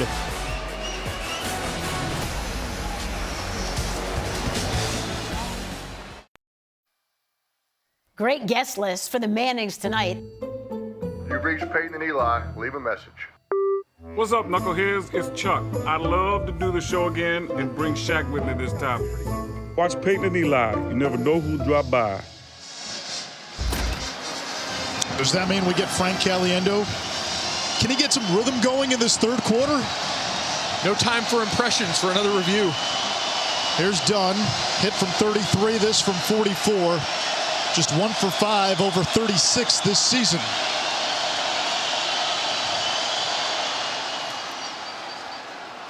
And Dunn's kick is good. 1-point game.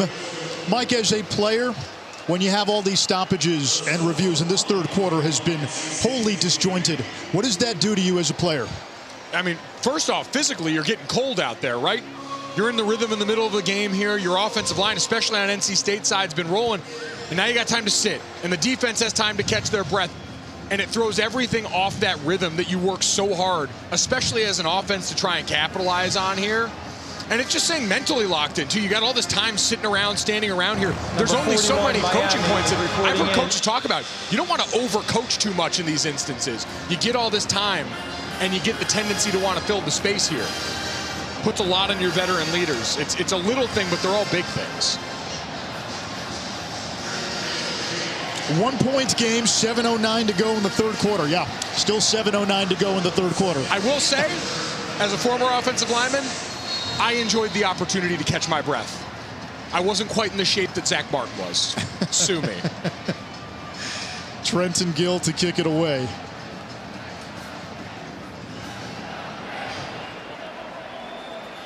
Kevin in the studio. Hey, Adish, Bryce Young has 352 yards passing, but Brian Robinson has had his way on the ground for Alabama as well. 15 yards here, his second touchdown of the game. He's up to 92 yards, 523 yards of offense, and they're knocking on the door again. It's 38-24. All right, Kevin. He might need a couple more cups of Java before the night is over. Could be a late one in there. Again, he's got the company of an offensive lineman. He's well protected. He's entertained. Eric McLean taking good care of Kevin. So here we are, 25-yard line for Miami. Jalen Knighton is the running back to start this drive. The Hurricanes scored a touchdown on their first drive of the third quarter. 3 touchdown passes today for Tyler Van Dyke.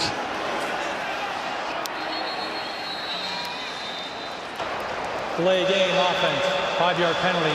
And a delay of game after the kickoff. Play clock after a kickoff begins at 25. That rule was put into place a few years ago. And those are the mistakes that drive Manny Diaz crazy. Especially, we just talked about, you had all that time out. Talk about all this 20 times over. You mentioned it, though. It's hard to stay engaged. It is, and that's a challenge for a team with as young of a core as this Miami one. Knighton into the teeth of that NC State defense. He gets 3 back. Miami with 2 of its starting offensive linemen already out for the season. But they did tell us they feel that unit is playing better. They've had continuity 3 games in a row. NC State told us they do feel Miami's vulnerable on the inside, and that's where the Wolfpack want to create havoc. We've seen, you go all the way back to the Clemson game, NC State did a great job of using those linebackers to create mismatches there. Over the middle, that's caught. It's Keyshawn Smith for a first down. 15 yards on the play. When he's got time back there, we talked about cutting it loose till we're blue in the face. Tyler Van Dyke's got a strong enough arm to drive it in there. Van Dyke will keep it. He's got pretty good straight line speed. He slides down. It's going to be about a yard shy. They mark it where you begin the slide. Little tempo by Miami. Here's Knighton. Third down. Drake Thomas the stop. Now we mentioned injuries on the O-line for Miami. Jalen Knighton now the starting running back with Cameron Harris out for the season. Of course, De'Ara King, the starting quarterback who was so good for this program, the transfer from Houston, opted for season-ending shoulder surgery, and he won't be back this year. Ja'Kai Clark also had to slide in right down State Street in the middle of your offense. You're putting in new faces all over. Rambo goes in motion. Van Dyke flips it downfield. He's got his big tight end, Arroyo, down the sideline, out of bounds. Another first down for Miami. 29 for Elijah Arroyo, the longest catch of his career. And look at all the attention. 2 bodies on Will Mallory, and a great job. You didn't see it there. Tyler Van Dyke using his shoulders to influence the defenders looking out towards Mallory. Van Dyke sending this one into the end zone. Keyshawn Smith got tied up with Derek Pitts. No flag downfield. There is one in the backfield. Personal foul, roughing the passer, defense, number 48. Half the distance to the goal penalty, first down. Corey Durden, the Florida State transfer, and this is to Dave Doran's point to us. Too many penalties this year that have extended the opponent's drives. Corey Durden was the same guilty party on the field goal attempt who jumped off sides. That's a veteran player. That's a guy who's a grad transfer from Florida State who you expect to have a little bit more football IQ in situations like that here. He stepped in well and done a great job for them with the injury, but you just got to have your head about you, especially down here. There's Knighton breaking tackles inside the 5. Battle with the stop. 2nd down, 2 to go. I like those counter plays. You get a couple of pullers going, because for a young running back, defines the hole. I know exactly where I'm supposed to hit. Follow the big bodies and get behind them. Knighton one more time. He's going to be a little short. 3rd down. Davin Van preventing the 1st down.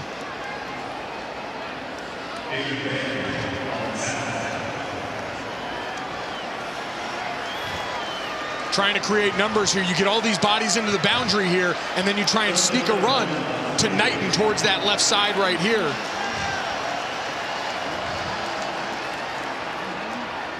Knighton broke the initial tackle, goes backwards.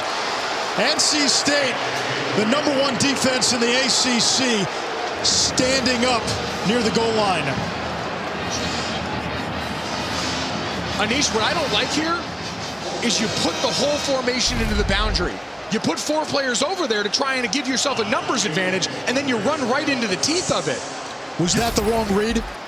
I think it was the right read, but I would have lined the running back up on the other side. Try and run to where you've got a numbers advantage there. You get all the defenders over into the boundary. Why not give Knighton and all that athleticism the field to work with? Chip shot, 22-yarder. Borregales' kick is good. And that's a missed opportunity for Miami. You're right there on the doorstep against a top 25 team, and you only come away with 3. Kevin in the studio. Anish, Golik's not going to like this. Notre Dame led 24-3. USC 14 unanswered in the 4th. Darwin Barlow punching it in. 24-16 game. Still about 9 minutes to go. Why do you guys want to do this to me? I'm trying to have a great night here in South Beach with Anish Shroff and Taylor McGregor. This great game we got here. And you guys go and do this to me? Well, hey, it could be worse. We could bring back highlights from the last time you played in this building. Oh, wow. All right, you know what? 3:22 left in the 3rd quarter. Was wondering when you were going to pull the knife out and stab me right in the back with it. Unbelievable. Whew. I think I just heard another Roll Tide roll. No. They rolled okay. All right, we're done. I can leave. 3:22 to go, 3rd quarter. Miami up by 4. Canes 2-4 on the season. Looking for the first ACC win of the year. NC State looking to stay perfect in conference. They're 2-0, 5-1 overall. And a chance for Bam Knight. He's got the 20 and tripped up at the 21-yard line. Oh, and he lost control of the ball there for a second. Lucky to land back on it. College football rankings brought to you by Chick-fil-A. Cincinnati, #2 in the country. They got a scare from Navy, Oklahoma. That was a 4-quarter game. Controversial play at the end. Caleb Williams took the ball away from his running back on 4th down. Big conversion. A play that could have been blown dead for forward progress. Alabama starting to pull away from Tennessee. Ohio State, since the Oregon loss, has looked like a top 4 team.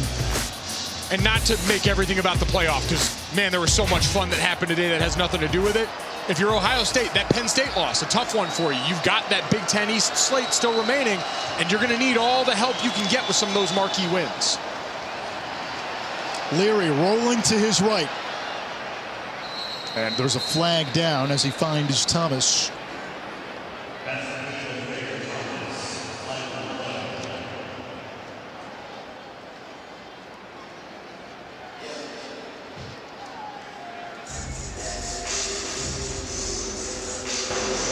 Offside, defense number 13, line up in the neutral zone. Penalties declined. The play is accepted. First down. 9 penalties now on Miami. This is the part that can undo all that goodwill. Excuse me, it'll say it was 8, declined, but right, yes, it was another. It ended up being a free play for NC State. And Devin Leary took advantage of it, but this Miami defense got to get its head back about it now.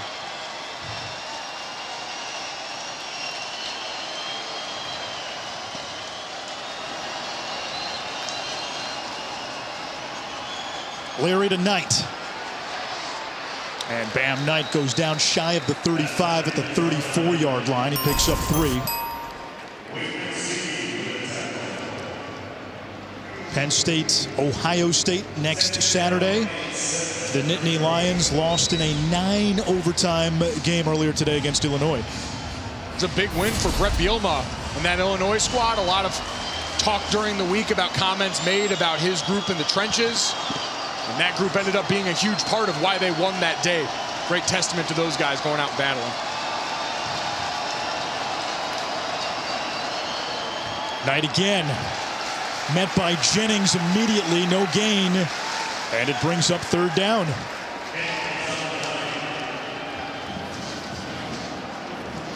It's been a really quiet night, Anish, for Devin Carter. Guy who we've talked about. Come on as of late as a deep threat for them. I think you got to try and find him a matchup here. You're going to see this bunch out here.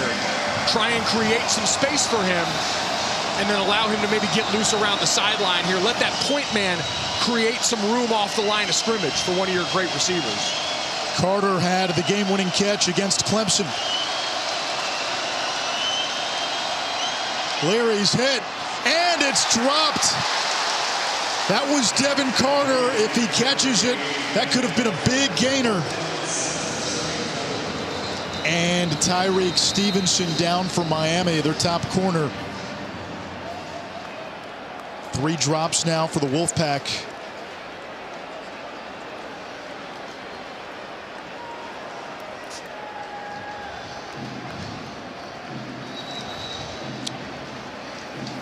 Glad to see him walking off under his own power.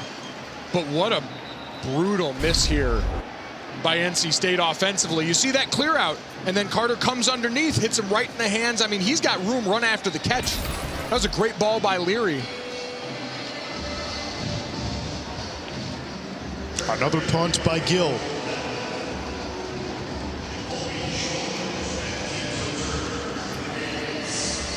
His 7th punt. It's a fake. NC State with the 1st down and more. It's Penix who takes it inside the Miami 30.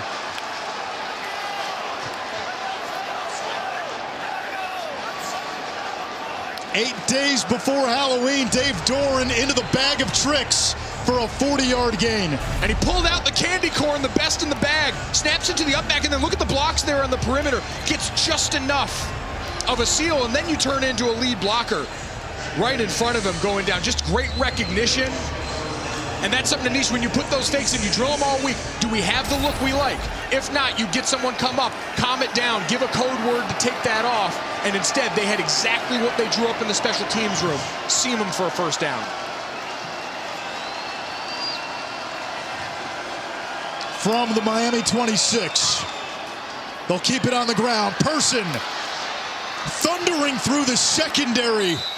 And he's inside the 15.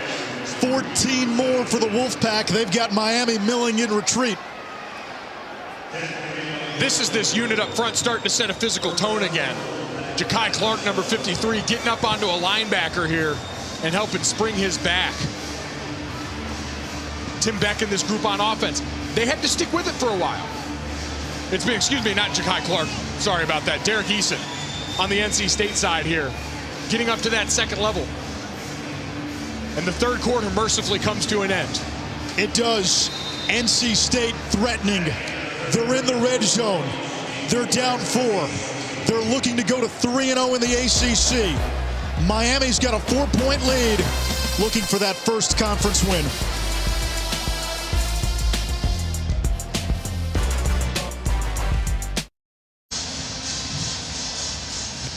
Start of the 4th quarter, Hard Rock Stadium. Miami leading NC State by 4. Anish Shroff, Mike Golick Jr., Taylor McGregor on the sidelines. College football primetime presented by Sonos. 1st down and 10 for the Wolfpack. Leary. Eyes upfield. He wants 6.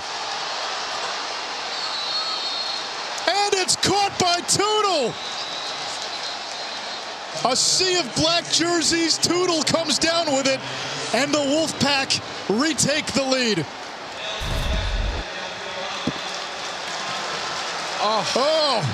And they're going to bring it back. Illegal man downfield. Signal touchdown in the end zone for Tootle.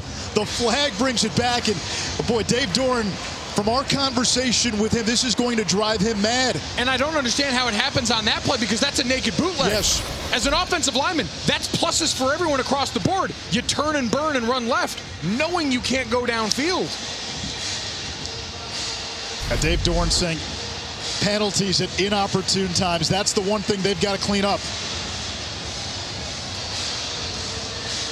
I'm not going to lie, that's one of the weaker versions of that penalty we've seen. In an era of college football where RPO plays allow these guys to go 4 or 5 yards down the field sometime, that's a tad ridiculous. 1st and 15 now.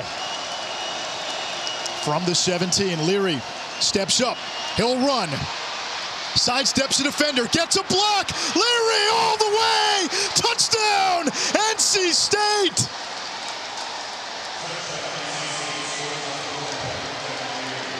Back-to-back calls.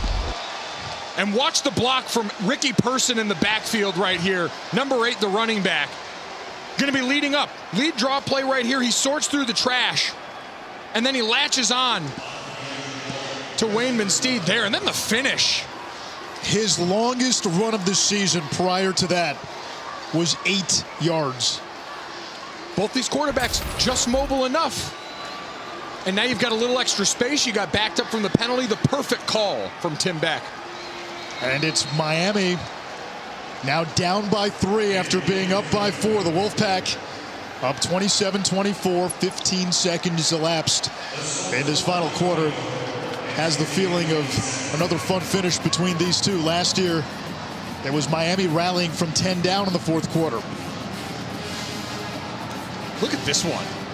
Give us up top. Big smile by Tim Beck on the sideline. You see it right here. Clear out perfectly. Number 41. And then the big fella getting up there right at the end, too. How did I shortchange the offensive lineman? Getting up to the 3rd level there. That's an NC State team. If you heard Dave Doran after the BC win, and even when he talked to us, they feel with a 5-1 record, 2 wins in the ACC, the lone loss coming in Starkville to Mississippi State. They feel they haven't earned the respect. They feel they didn't get the bump they deserved after the Clemson win. This is a team which many do see as a viable contender in the ACC, but it is carrying a boulder on their collective shoulder.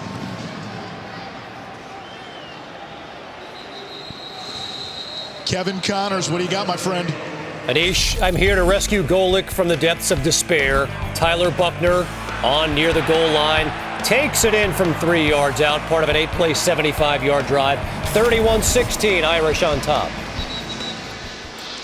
That's Tyler Nook if you Buckner, Kevin. Please credit me. We'll put $1 in the cookie jar. I'm so sorry.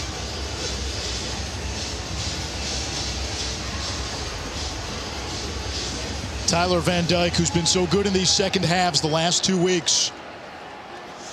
14 yards away from the first 300-yard game of his young career.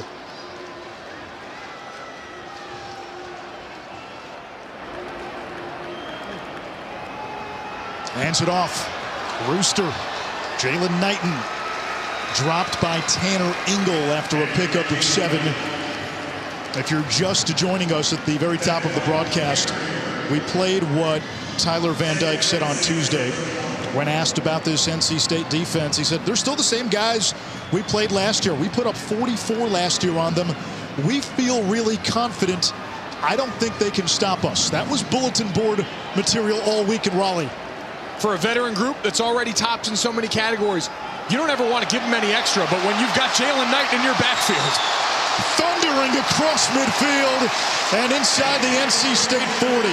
Knighton now the lead running back with Cameron Harris out for the season. He picks up 28. A great seal on the right side of that offensive line. Van Dyke to the air. Now he'll step up, and he'll slide down. He'll lose a yard, 2nd and 11. How about Knighton? 160-plus all-purpose yards 2 weeks in a row. He gets a breather. Cody Brown is in. Taylor. This week when I was speaking to Jalen Knighton, he said, I was made for this type of pressure to step up and be running back one. He said, since I started playing Pee Wee football back in 2008, I've always been the guy. He said, this is where I feel most comfortable when everything's on my shoulders, guys. Pee Wee football, that's where he got the nickname Rooster. Had some reddish tint in that mohawk back then. Van Dyke on the out. That's Rambo. Yards after catch. And a first down, Miami. 7 catches for $118 for the Oklahoma transfer.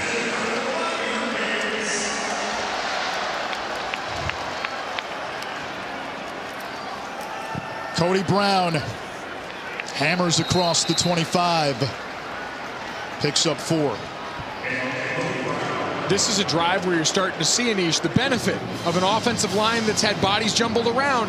Now 3 games with the same 5 guys up there. You start seeing everything well together. You're tracking linebackers. Your double teams are tighter because you've communicated these things through with these guys now for 3 straight games. Knighton back in there. He gets the call. And it's going to set up 3rd down. Ball at the 21-yard line. They'll mark it at the 22. 4 yards to go.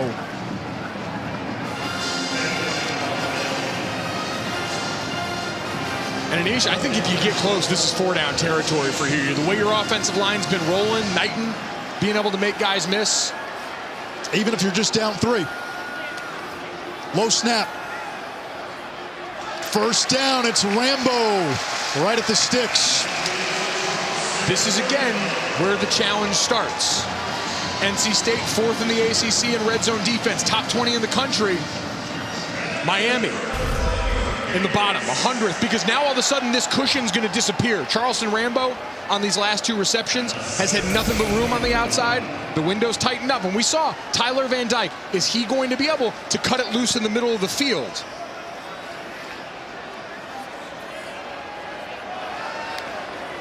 Corner blitz. It's Knighton up the gut, gashing through that defense. And he's to the 10-yard line, a gain of 7. 17 carries, 72 yards for Jalen Knighton. Just his 3rd game back after a 4-game suspension to begin the season. And he mentioned no longer splitting carries with Cam Harris, who's a great veteran, well-rounded player, dialed into their protection schemes. But that's also been the standard that Knighton's come up with. You combine that tutelage with his attitude. Gold. They'll feed Knighton again. Inside the 5, 1st and goal, Miami. Anish, for fans who have watched the ACC, look at the tempo from Jalen Knighton in the backfield here. It's something akin to what we've seen from him as he comes out of the game right now. If we get back to it, that last play, he was almost walking to the line of scrimmage. We talk all the time for Wake Forest about a slow mesh. And now we've got Van Dyke under center. 2 tight ends stacked to the left. Rambo in motion. Cody Brown in for Knighton. Van Dyke, trouble with the snap, able to cover it up. 2nd and goal. This is what I was talking about in the last play, Anish. Jalen Knighton, watch him walking this down. Think about, we always talk about Wake Forest, that long mesh right there. A change in tempo for a young running back to have the wherewithal to understand, I got to get these linebackers to commit down, and then I've got the burst to go past there. You miss Cameron Harris, the experience, the ability to pass block. Make no mistake, Jalen Knighton is their most explosive running back. Harley's the slot man. Van Dyke on the slant. Rambo! Touchdown! Back and forth we go.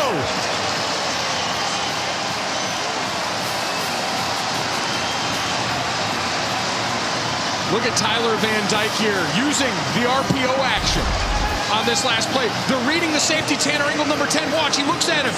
His eyes are up. Ingle bites down, and he's able to deliver it right over the top here. That all happens because Tyler Van Dyke uses that ball action right there, holds the mesh point there in the running back's stomach, and gets that defender to commit.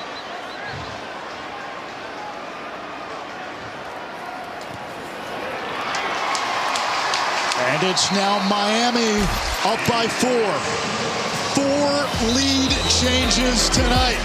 Second touchdown grab by Charleston Rambo. 9 catches for $127.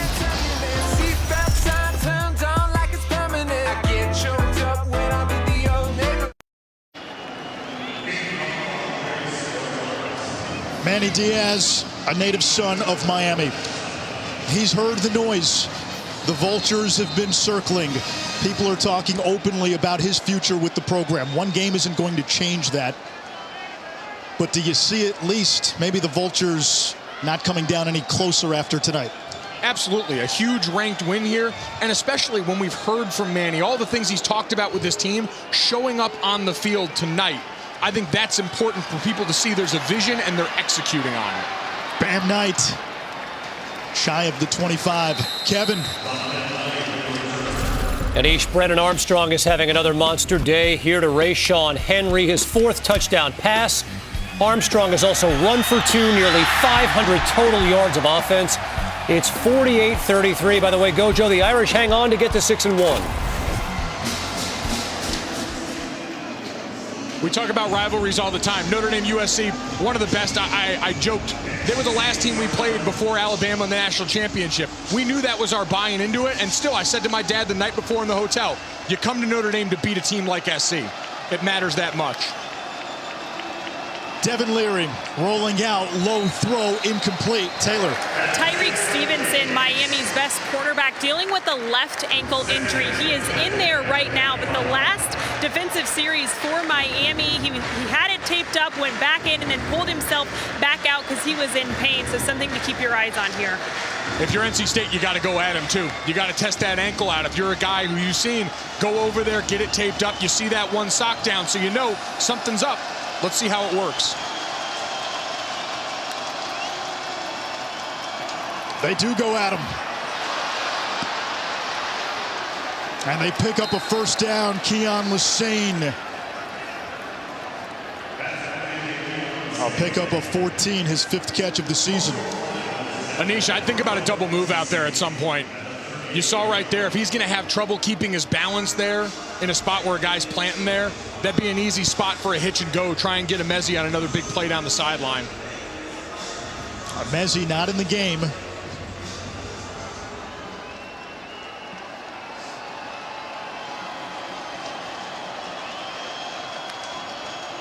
Leary to the air. Sends it downfield for Anthony Smith. Makes the catch in stride. Beat Isaiah Dunson downfield. Just his 4th catch of the season. Anthony Smith said, I kept my helmet on for this one. And watch Devin Leary look the defense off towards the other side and then deliver an absolute strike. It's a great job of using his eyes on the back end to occupy defenders. And then put it where only your guy can get it. He's a vertical threat in this offense.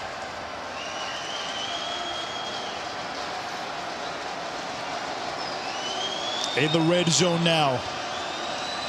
Tootle motions out. Bam Knight, little trickeration. Thayer Thomas on the reverse. 2 touchdowns today, out of bounds after a short gain. 2nd down, NC State. Thayer Thomas, a couple of touchdowns. His brother Drake has been flying around at linebacker for NC State today. And coming off the field is Gilbert Frierson for Miami. I had the chance to play college football with my younger brother. It's one of the coolest experiences for anyone out there. For both of these guys, especially being on opposite sides of the ball, to be able to watch your brother make plays while you're on the sideline getting rest. Backup receivers in there for NC State. 2nd down. It's Lassane, Rooks, and Riley at wideout. Bam Knight gets the call. Not much there. Steed makes the stop. And you got a big 3rd down. Down 4 as we come up on 7 minutes to play. And now they bring in Devin Carter. A lot of backups in across the board. It's on your offensive line to provide extra time for your quarterback right now. Allow some of these guys who don't get as many snaps a chance to get open.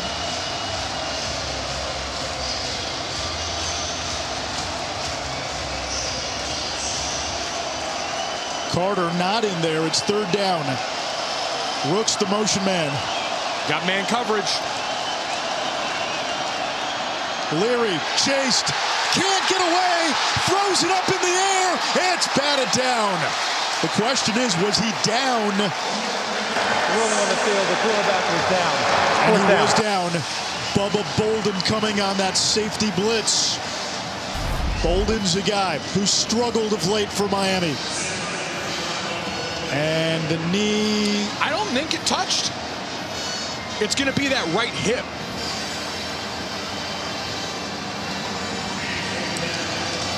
I'm telling you, I think he got rid of that, and that would change the spot.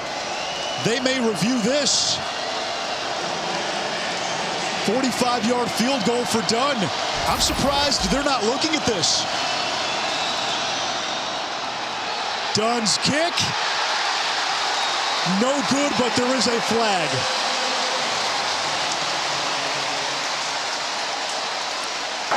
Running into the kicker, defense number 2. 5-yard penalty, fourth down. Stevenson runs into the kicker. It's not roughing, so only a 5-yard penalty, no automatic first down. Hey, that last play, though, again, though, an incomplete pass versus a sack there. You're talking about major yardage there for your field goal kicker. And some of that gets made up now with the penalty here, but I was stunned if they're looking at it, what they saw there, because I didn't see the knee hit, I didn't see a hip hit, and it looked like he was able to sneak that pass out before any part of him touched the ground. So now Dunn will try again, this time from 40.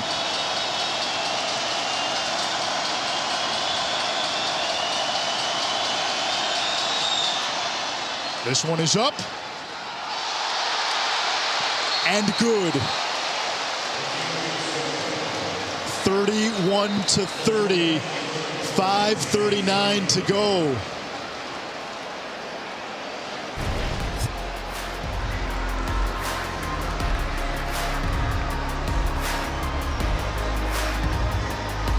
Christopher Dunn.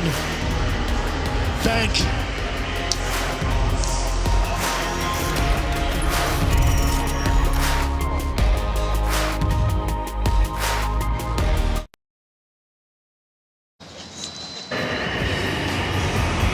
ESPN College Football Primetime is presented by Sonos. Experience game-changing sound made easy.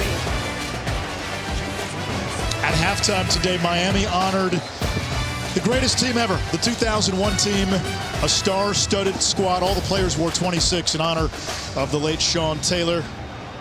Ed Reed, Andre Johnson, Clinton Portis, Willis McGahee, all part of that team. Miami having trouble with the kick here. It's Brashard Smith, the freshman, and he takes it to the 11-yard line. Kevin Connors. Anish, check this out. Nevada down 8, under 10 seconds to go. Carson Strong to Cole Turner to make it a 2-point game. So, of course, you go for 2. The Wolfpack does. Strong finds Romeo Dubs, who makes the catch, but he's out of bounds. 476 yards and 4 touchdowns in defeat for Strong. Fresno State wins. That's a tough one for the Wolfpack. Nevada Wolfpack, 2 words. NC State Wolfpack, 1 word. That's why he's the best, folks. That's why he's the best. Miami, they have played a ton of close games this season. You go back to the App State win at home the last 2 weeks. Certainly Virginia and North Carolina coming down to the wire. This time they've got the lead. And Van Dyke eaten up in the backfield. It's Devon Betty. This linebacking group for NC State depleted. Peyton Wilson out for the season. Isaiah Moore, their best linebacker, out for this game. He got hurt in the first half. And again, you look at what happened the last couple of weeks. Can Miami grow up? Can NC State bank on that defense, which has carried them to this point. Screen pass, Knighton, and there's the Wolfpack defense. Daniel Joseph with the TFL. It's 3rd and long, Miami backed up. This is a prepared veteran defense. The play before, they peel the linebacker for the quarterback. Watch Daniel Joseph, number 99, reads it right away. Says, I'm getting home way too easy, backs out, makes the play. This is where the veteran group pays off. You're prepared for the situation. Miami needs to get to the 21. And they'll just run it. It's Knighton. The crowd did not like the call. Listen, at this point down here, with how that drive had gone for you there, preserving the football, making sure you don't put it in harm's way here, that was going to be paramount. And you had a light box look. We've seen Jalen Knighton break some of those. So now Headley, one of the best punters in the country, will punt from the back of his own end zone. And Thayer Thomas, a terrific return man, waits at the Miami 45.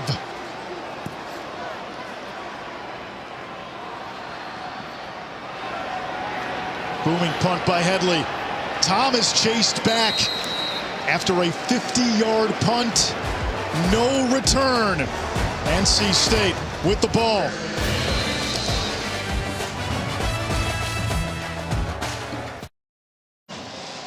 Aerial coverage provided by Goodyear to reach the end zone. All you need is drive. Goodyear, more driven. Let's check in quickly with Taylor.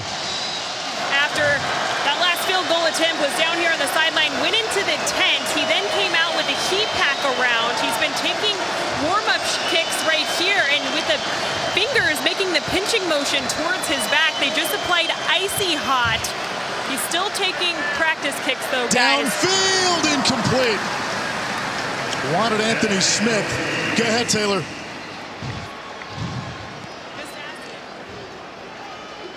Said yes, so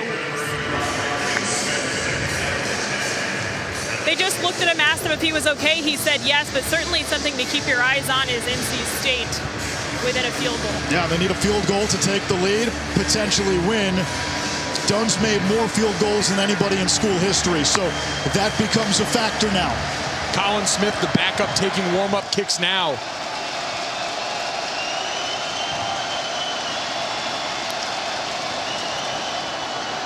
Leary under pressure, ducks away, and it's dropped.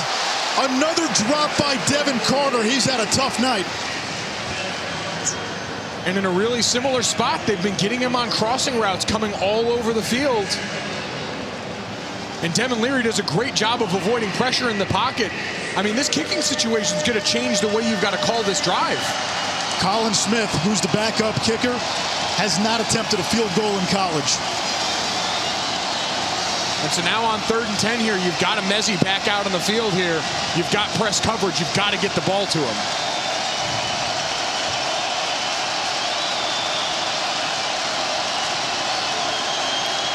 Four-receiver look. Screen pass to Person. Breaks the first tackle and pushed out of bounds. It'll bring up 4th down for NC State. The Wolfpack have 2 timeouts. And what do you do if you're Dave Doran?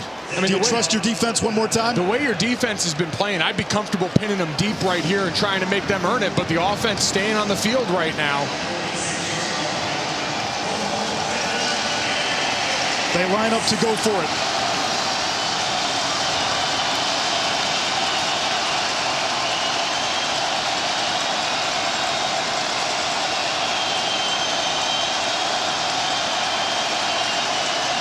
Two-by-two look. Delayed pressure. Here's Thomas. And Miami makes the tackle in space. Turnover on downs. It's Cameron Kinchens, the true freshman.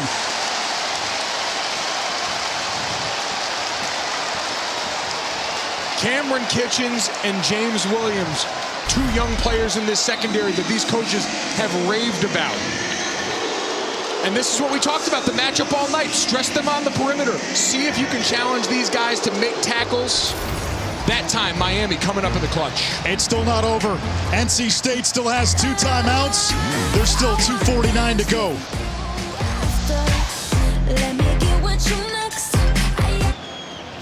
Back here, Miami leads NC State 31-30. And the challenge coming into this game, Miami's defense had struggled so mightily tackling in the open field. Thayer Thomas gets it here, and Cameron Kitchens able to make the one-on-one play to put them in a position now to end this game on offense. Well, they've got to make up some ground and at least pick up a first down against the stout NC State defense. The Wolfpack stopped Miami for no gain.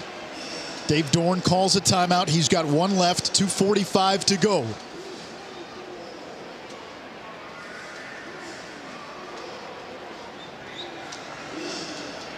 Tonight's Downey unstoppable player, Tyler Van Dyke, talked a big game on Tuesday. He's backed it up with his play tonight. Really has, and came out firing right away in this game, Anish. That was the challenge, to get him started early.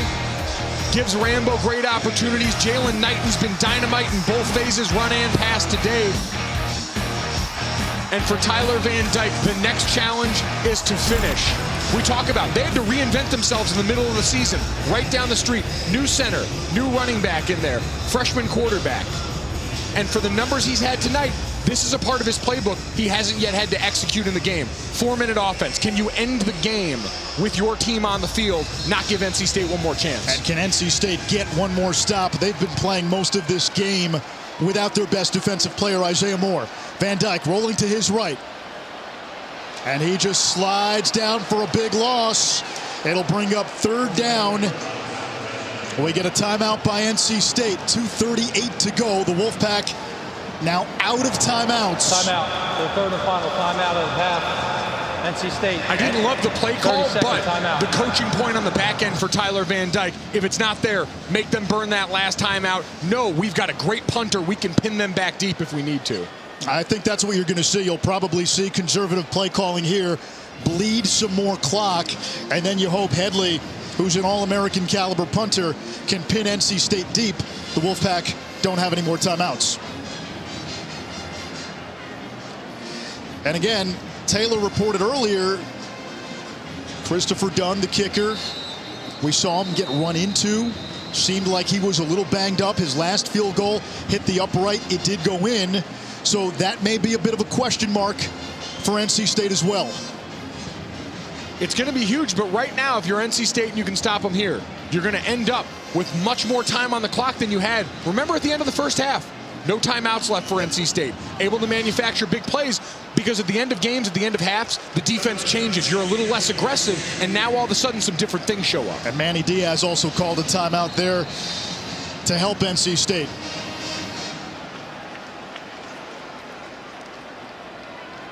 Van Dyke, he'll throw. He's got his tight end. Will Mallory with a first down. They put their faith in Tyler Van Dyke, and he comes through. Faith rewarded. What a big-time throw. You had a three-man rush. You drop 8. How is there that much room in the middle of the field? You wonder if there's a part of NC State that was not expecting that play call. For sure. We were sitting up here saying it was going to be conservative from here on out. We mentioned all the different bodies. No Isaiah Moore in the middle of that defense. So now Drake Thomas is out there trying to get him fired up. Play clock down to 4, down to 3. They're going to attack on the ground now. It's Knighton. And they will bleed this clock. I go back to what Rhett Lashley, Miami's offensive coordinator, told us. Basically said, hey, we've got to play like we've got nothing to lose. You're going to see us be aggressive. They're going to put their faith in Tyler Van Dyke. The last 2 games, boy, Miami suffered the slings and arrows of outrageous fortune. Missed a field goal at the end from 31 against Virginia. Then against North Carolina, they're in field goal range. A field goal ties it. Instead, a tip pass results in an interception. UNC wins. Manny Diaz kept on telling everybody this team is resilient. They can bounce back. There's a good team in this locker room.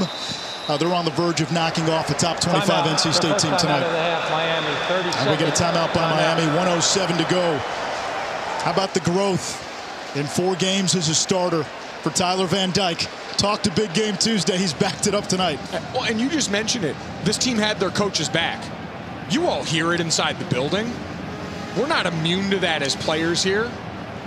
I mean, I was on a team that ended up going through a coaching change here. You hear that noise on the outside, the way people talk about your coach. But he identified it, called his shot with this team, said there's a good football team here. And having to reinvent, again, in the middle of the season. You're not running the same offense for Tyler Van Dyke that you are for De'Aaron King. Jalen Knighton, while talented and confident, has not been the guy under center for you in there for the majority of the snaps so far, missing 4 games due to a suspension. And yet all of them have responded in this moment. The defense stepped up. It wasn't perfect, but they put themselves in a position to go into the sweetest formation in football. 2-type diamond, victory kneel. And Manny Diaz let slip a smile. Those have been hard to come by in this 2021 season.